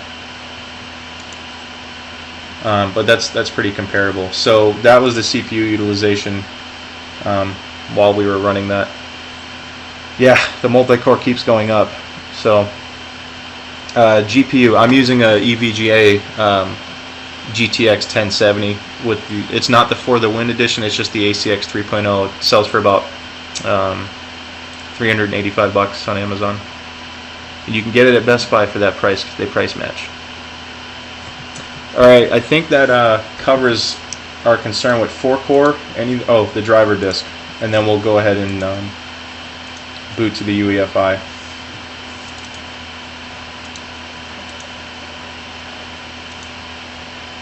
GTX 1070, there it is. So, change the amount of cores. No, actually when you change the amount of cores you have to reboot the machine. That's why I haven't done it yet, just because it'll kill the live stream for about 30 seconds. I'm actually using an Elgato HD game capture with an HDMI pass-through right now. That way I can do all this stuff and show you the UEFi without losing the stream once we get in there. So, again, I wasn't given any of this stuff for free. I bought it all, so I'm not biased in any way. Gigabyte makes excellent hardware. A lot of their software, just like MSI and some other motherboard manufacturers, they suck. They are very buggy. Some of this stuff is old software that came out with the old FX and Phenom processors, but they throw it all on a disk anyway, hoping you'd be dumb enough to install it. I haven't had anyone talk about this yet, but EasyTune, avoid that like the plague. Do not ever install this and use it to change your overclock. There's multiple reports online of people using EasyTune to do overclocking through that program, and it locks the overclock no matter what you do. It jacks up your overclock, and you can't fix it in BIOS. Even if you change it when you boot, it still does it anyway. So I have no idea how that's why that does that. Global Foundries, their processing is very mature, or their fabrication process is very mature. That's why they've had such consistent performance. Yes, that was on just 4 cores. We shut down half the CPU. Right click on the, okay. I'll check that too.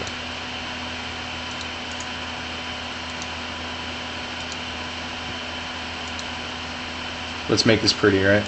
And this will be the last time I'll run this though, because I want to focus on the other stuff as well. But real quick before we do that, this is all the software that Gigabyte ships with it. Obviously Google has something to do with it, but most of you install that anyway. I'll try to go through these fairly quickly because I don't want to waste too much time on it, but this is relevant if you are considering the Gigabyte board. Whenever you install any of these, it installs... can I move the mic? Let me see if I can think of how to do this. My mic is actually, I'm using the integrated one at the moment, so when I switch streams I will plug in my Samsung mic and we'll have a higher quality audio for you. So I will fix that for you on the reboot. But when you install an app from Gigabyte, you have this App Center that they all get dumped into. At BIOS, let's load this. I'll show you what this does. There's the current BIOS, the version, which is F3, update from server. You can check for servers, which this failed, by the way. They didn't get that working yet in the US. The fans are loud. That's because I'm streaming from an Alienware laptop right now. I wanted to separate the stream from the desktop itself. That way, whatever we do on this in BIOS or overclocking won't affect your stream. So I apologize for the noise. I will fix it here very shortly. Update from file. If you downloaded that one that was posted on Reddit, this is where you can dump it in. So at BIOS is just a BIOS updater. Let's get out of this. BIOS setup. This is actually kind of cool. Sorry, I'm making sure I'm not missing anything here. You can change a couple things that affect the BIOS without actually booting into it, but this is super minimal. It really just gives you some basic information. On some Gigabyte boards you get more control than this, but that's all you get here. RGB fusion, if you want to mess around with the lighting, and this happens instantly. The second you click on it, it does change the RGB on it. It's not delayed, or you don't have to do any power cycling or anything. So I can get it to pulse, random colors, and there are RGB headers on this motherboard. There are two. There's one right about here near the CPU, and there's one down at the bottom. I really wish. So here's one thing real fast. Don't worry, you guys aren't a pain at all. The CPU, I wish you could see where I'm pointing, but hopefully the mouse comes through. The CPU fan header is right up here, but it's very close to the cover for the VRMs, which anyone who's installed an oversized CPU cooler will tell you how much of a pain in the ass that is, because you have to install the CPU cooler first, unless you have a long enough cord to plug it into the motherboard before you mount it. It's very difficult to reach. So in a small case, just consider that.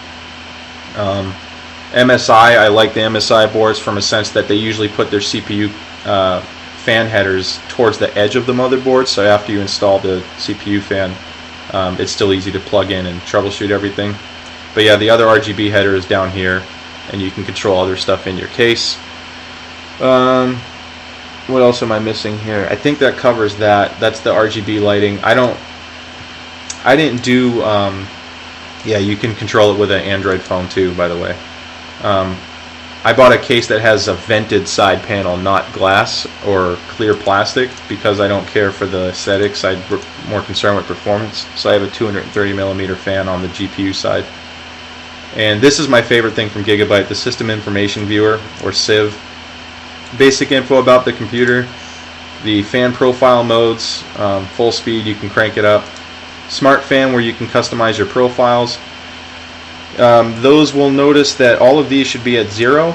That's because I'm using a different fan controller on the case, but I am going to try switching to have the motherboard control it off to see how well the control goes. I don't know about the cache because I don't know what's official yet. I'm sure there's been some stuff out there, but I've been so focused on the 8-core models that I have not researched that, so I apologize. CPU, I don't think that'll change the CPU results we have now, because this software is very nice. I love the Gigabyte layout. Gigabyte makes really high quality stuff, and the alert system is excellent too.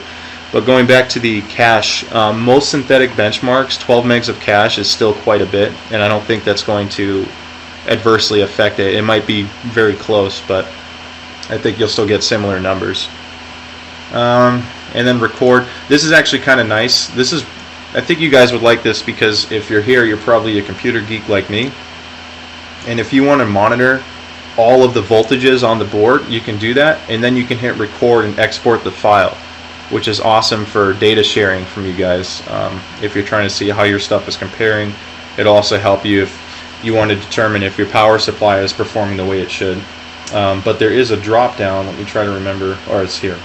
So you have voltage is highlighted in red, and if I click on temperature, now I have the temperature graph of all the stuff here.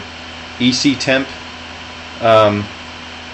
is different on this one. So on hardware monitor, let's see if we can pull that up.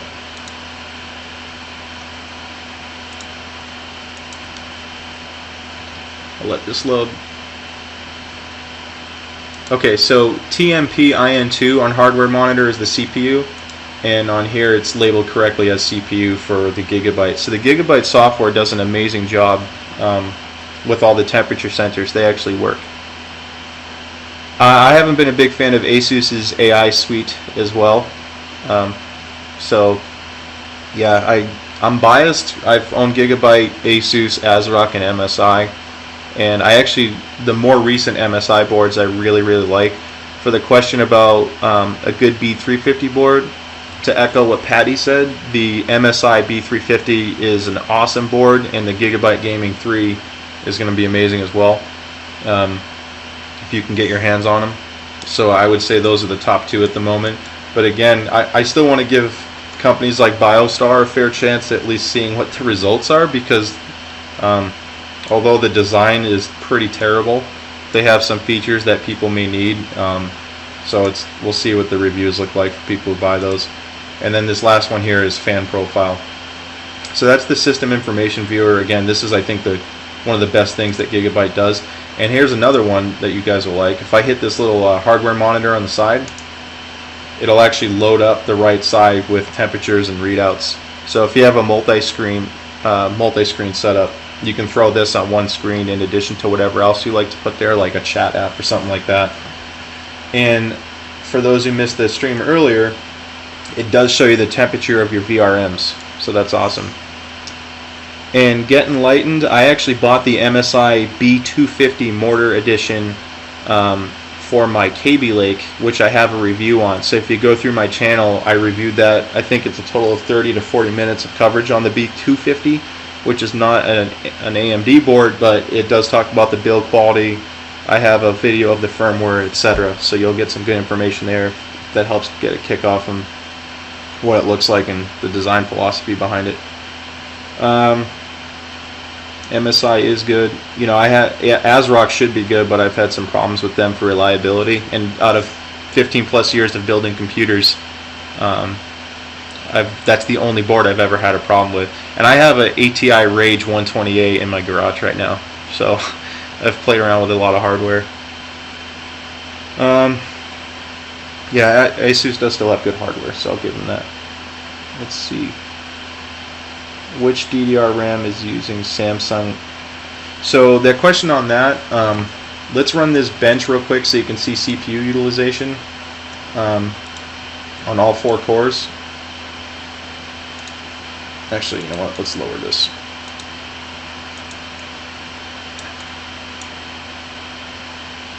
Sorry, I'm not going to get all of it exposed because I'm forcing a single screen right now. So your Fatality board failed. That sucks. Sorry to hear that. Where were we getting at? It is not indicative of all ASRock. Those 2 problems I had happened in the first year and nothing else happened after that. But again, that's the first time I tried them, and because I had problems, I decided not to go with them again. And that was the ASRock Extreme 7, I believe.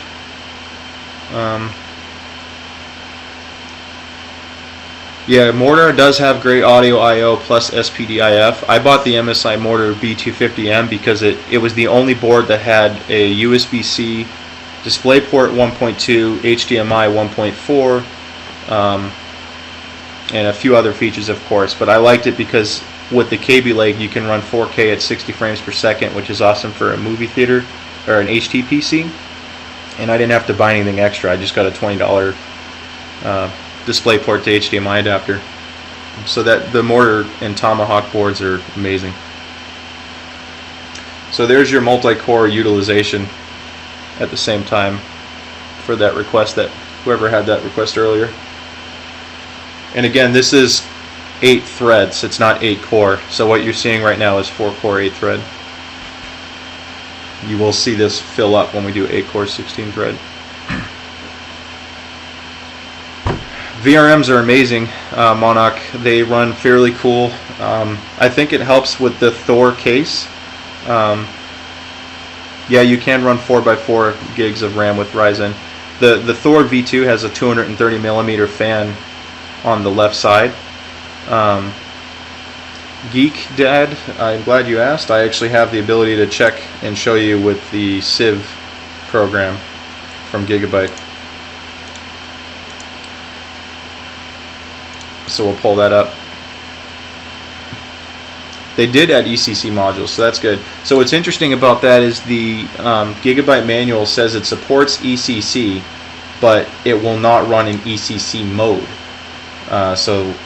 And the VRMs right now went up to 39 degrees centigrade. You can see it here at the bottom for the temp sensor. So they still run cool. But the Thor case has a giant fan that blows on the motherboard. So because I'm not using my graphics card right now, I think that's about the coolest those VRMs can be, depending on your case. So keep in mind that airflow is really good on the motherboard.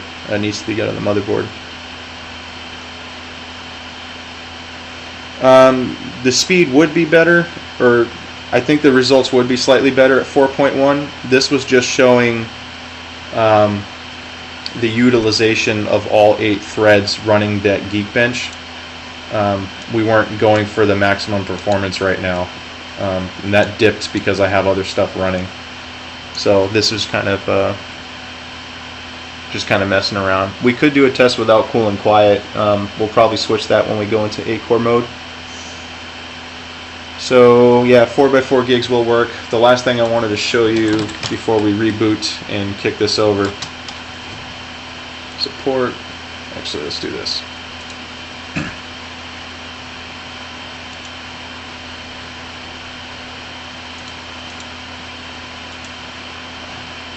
That's stupid. Alright.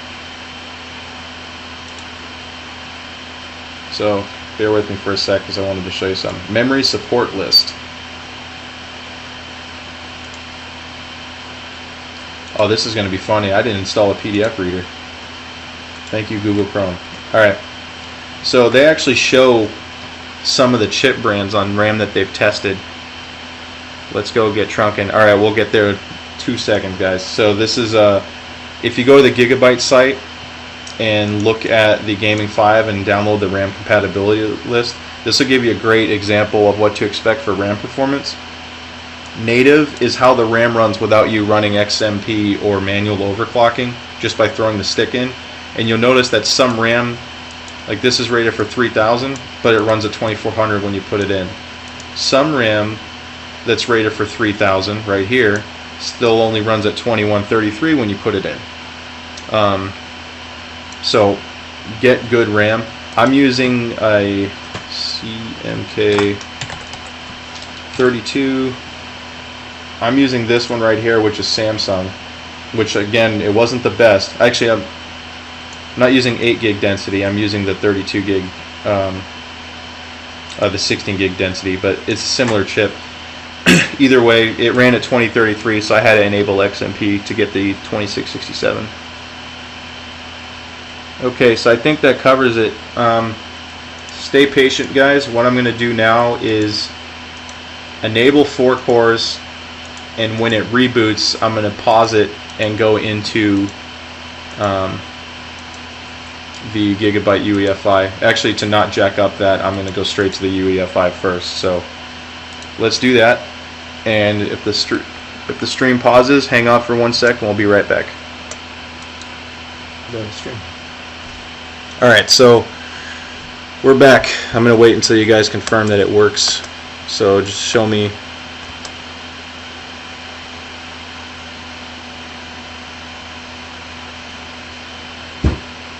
Okay. Cool. Let me know when you guys can see this again. I'm going to keep looking for that the extra microphone I have, but I have a lot of junk right now. Okay, cool. We're back. Okay, guys. So this is the Gigabyte UEFi. Now, as much as I love the software, I am a little disappointed in certain things with the UEFi because of the way this is separated. Frequency is not on the same page as voltage, which is really freaking weird for overclocking. Usually you want them next to each other because you want to change them at the same time. So I'm going to start just going through these tabs and showing you what each one has, and anything that you guys want to see specifically, please let me know. Houston, we are live. Thank you. Alright, so advanced frequency.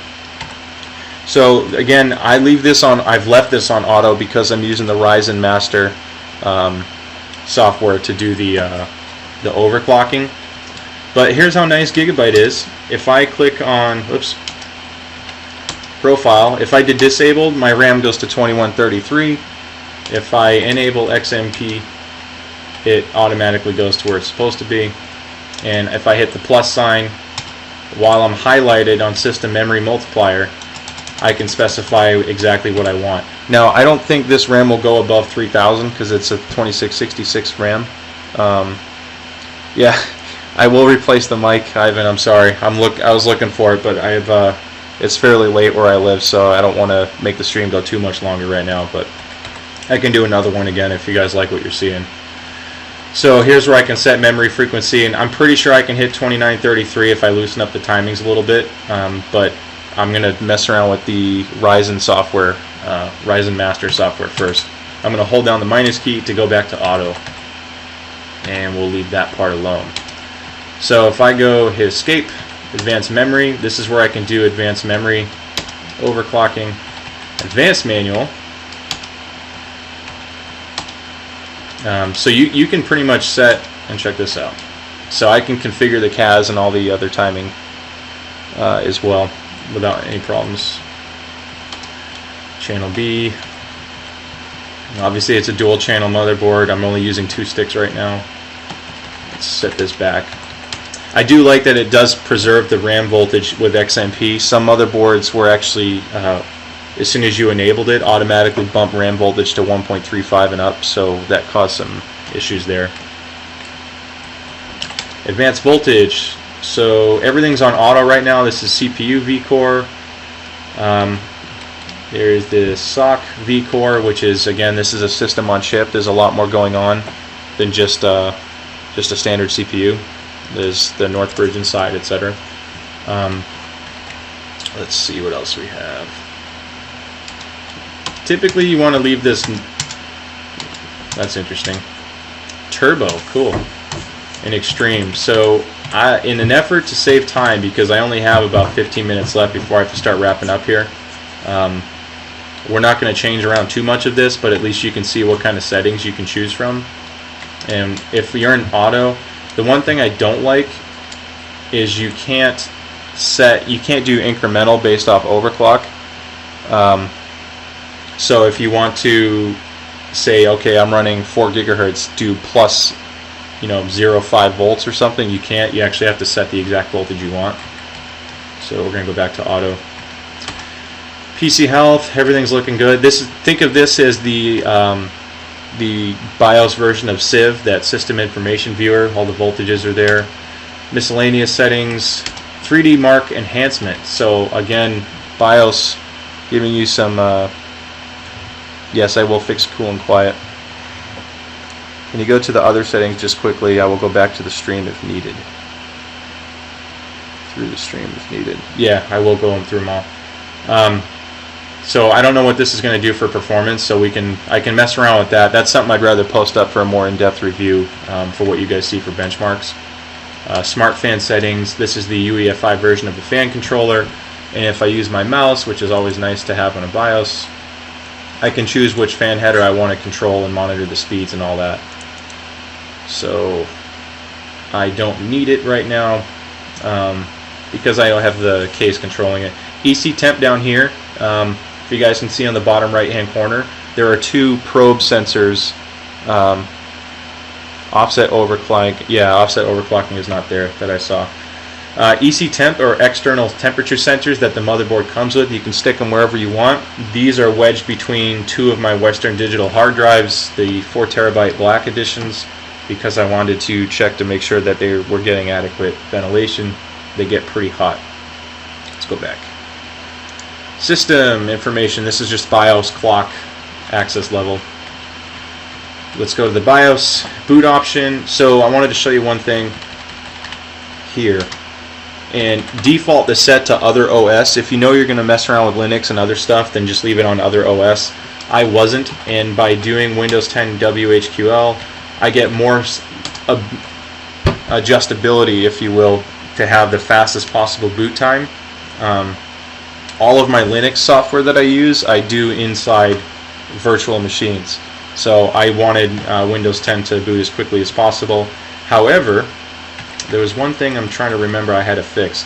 So CSM support, without CSM support enabled, I couldn't use bootable flash drives to even install Windows 10. It wouldn't even recognize the flash drive because of the way it was formatted, so I had to enable it to do it. Network stack, let's see what else I'm missing. Yeah, I set it to ultra fast and last boot hard drive only, which includes the SSD. Numlock, full screen logo. Select your drives, DVD first, and then my SSD. Peripherals, you can choose. This is going to come in handy, by the way. I know most of you probably don't go through these too much, I assume, because once you set it, you kind of leave it. XHCI handoff is important to have for a feature if you're ever using a Hackintosh. I should do Linux reviews. Thank you. I'll look into it. But XHCI handoff is important if you want to dual boot Windows plus Apple's OS 10. So if you're doing a Hackintosh, and Apple does eventually do Ryzen support on their computers, you want this feature enabled. Not all motherboards have it, because that will let you dual boot without jacking up your BIOS every time, because it messes up your clock and stuff like that. RGB Fusion, check it out. I have a UEFi based RGB controlling tab here, which is very low resolution compared to the desktop version, but it does the exact same thing. So if you have Linux, then you're going to be adjusting RGB here, because I don't think they have that kind of software for Linux. So at least Linux owners, Hackintosh owners, whatever, if that comes out down the road, you're not totally screwed on software to control your motherboard and all the cool stuff you paid for. Let's see if I'm missing anything else. This is just a USB SD card reader I have installed inside the case. And yeah, I don't have PCIe SSDs right now. This does have a U2 connector and NVMe. Windows 7 is outperforming 10, but 10 should match it by April when the new patch comes out. SATA mode, AHCI or RAID. SATA port enable, of course you want that turned on. Now if you use NVMe or a U2 connector, then you can use all 8 SATA ports. If you use M.2 SATA SSD, you lose SATA port 3. And I wish, man, I have to figure out if I can quickly pull this up for you. The SATA layout on this is the dumbest thing I've ever seen, because if you picture a rectangle full of SATA ports, in the center are 2 SATA express ports, then you have 4 on each side. But on the left column it goes like 1, 2, 3, 4 counterclockwise, and on the right is clockwise. So they start in a different point and going a different order on both sides. So it's confusing as shit to wire everything up, especially if you aren't referencing the manual the whole time. Luckily, let's see if I can show you this clear enough on here. It's going to be super tiny because of the webcam image being so small. This thing actually, let me see if I can see myself on the camera first. Okay, these are stickers that it came with, so you can label your wires, which I kind of started initially because I didn't know where the hell some of my stuff was going to go, and I didn't want to deal with that SATA cluster fuck, if you will. But the board comes with a really nice SLI bridge. This is actually a hard PCB for the SLI bridge, and it comes with some Velcro straps and random shit like that. So it's it's loaded with stuff. And this is your traditional BIOS stuff, AC back on power loss. This isn't really anything special here. The motherboard itself actually lets you, there's an easy overclock button on the motherboard, which is kind of cool. But I don't like doing easy overclock, because if it's like what MSI does with that stupid knob on it, it overvolts like crazy, and I don't want to damage it.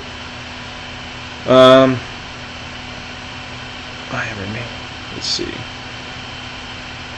Sorry, back to Ryzen. Yeah, no worries. Alright guys, so that covers the UEFi. So one last time, we're going to reboot, enable 8 cores, run those 2 benchmarks again just in front of you guys at 4.1 so you can see what the temps look like. And we're going to have to wrap up the stream here shortly just because I have to work in the morning. So bear with me guys, I'm going to pause the stream and I will be back as soon as I get into Windows, alright?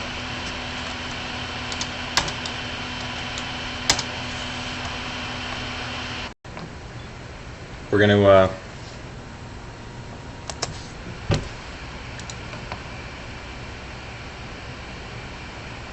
alright, so I think we're back up now. Let's just make sure. There we go. Alright, sorry about that delay here. I think I clicked on it twice, so. Alright.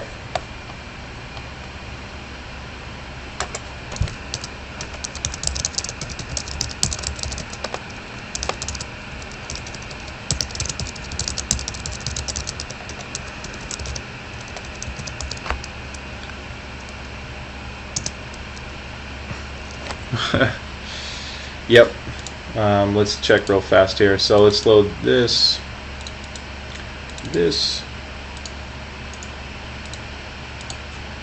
Okay, so let's confirm.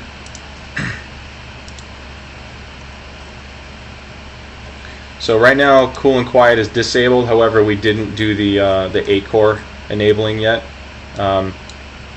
Let's do a really fast bench with just 4 cores with cool and quiet turned off, and then we'll turn on 8.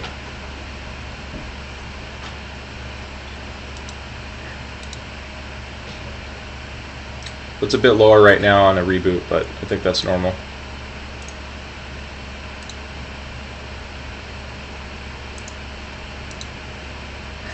Yeah, we didn't quite get up there yet, but I've noticed that when you first boot it up and run a bench, it's a little bit lower. Okay. We'll do Cinebench real fast.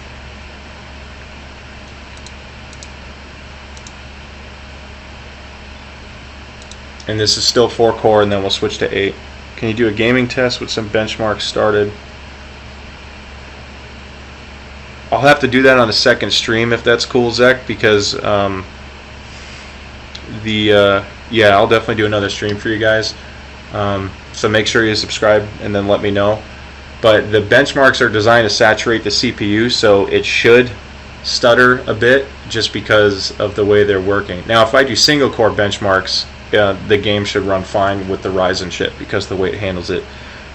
But with multi-core, it'll be an issue if the benchmark is working correctly. Otherwise, I would discredit the benchmarking utility for not using the CPU correctly. So again, this is 4-core, 8-thread, 4.1 gigahertz. At least it should be. Let's confirm with the Ryzen Master. No, actually, that's funny. That when I rebooted into the BIOS, I lost the overclock setting. So that number should be really low, and it's 727. So from 727 to this overclock at 4.1 with slightly higher volts, it should go even quicker.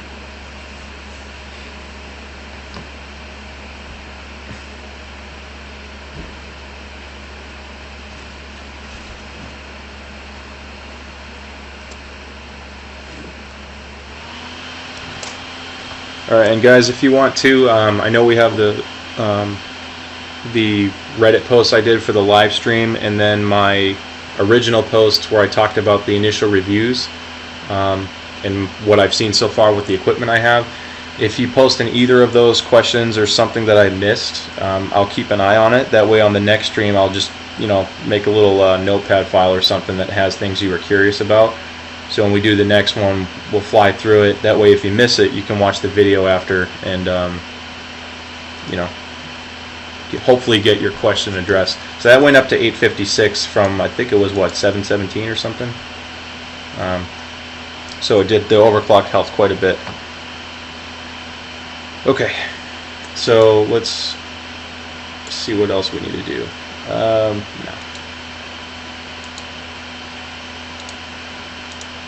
Let's run this. So 2136, 9041 bench, and look at that, almost 2400, which is awesome. That's insane. 10.3. Yeah, this is just a $50 MSI Core Frozer L, and I mentioned in the beginning, if you missed that part, I see a lot of really good reviews on liquid coolers and high-end Noctua coolers and cryo rig, stuff like that, and not a lot of people cover the mainstream entry-level CPU coolers. So you don't need to buy a $200 or $150 cooling unit to run 4.1 gigahertz. The CryoRig R1 is a great CPU cooler, and that will be fine. Just do a good job with thermal paste, put that little P in the middle, and that's it. But yeah, on a $50 fan, I can hit the same speed as these guys that are spending $150 are doing. Yes. Did you disable all 4 cores in one cluster? So InnoSieve, when you use Ryzen Master, it disables an entire CCX cluster when you drop 4. If you drop only 2 and run with 6 cores, it uses 3 and 3 for the CCX clustering. We're going to run that bench right away.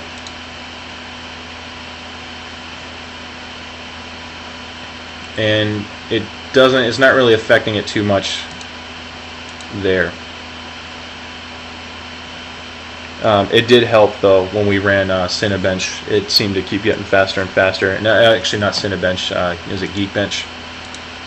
Yeah, Geekbench kept getting quicker when we ran it.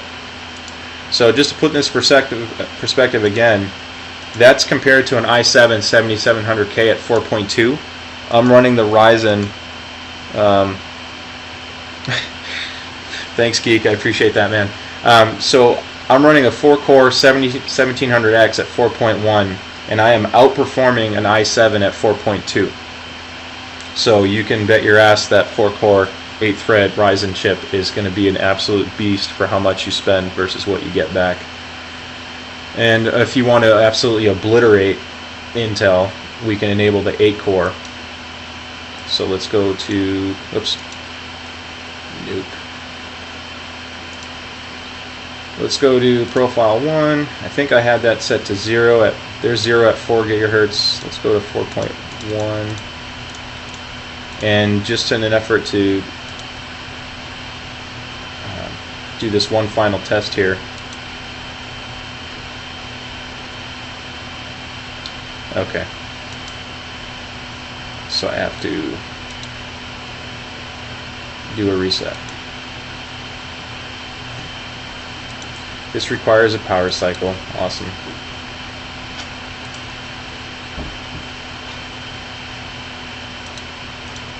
Let's see what I'm missing here.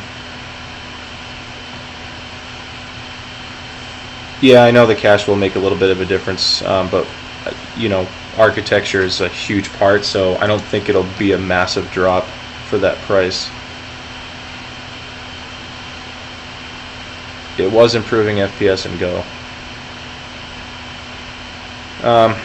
Because this requires a reboot and we'll kill the stream again, guys, I think the next stream we'll focus more on just the 8-thread stuff, and I'll have some more games and other benchmarks ready.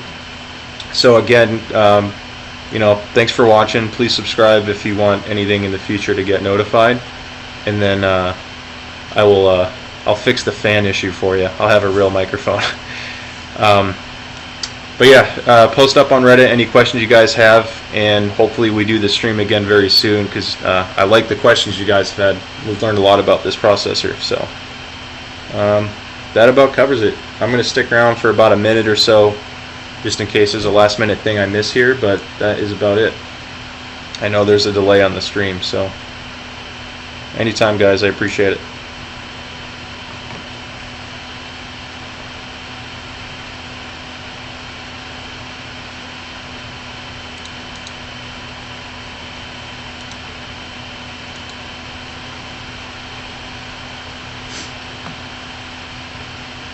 Cool. Alright guys, well I'm going to sign off now. You guys have a great night, and I'll see you online.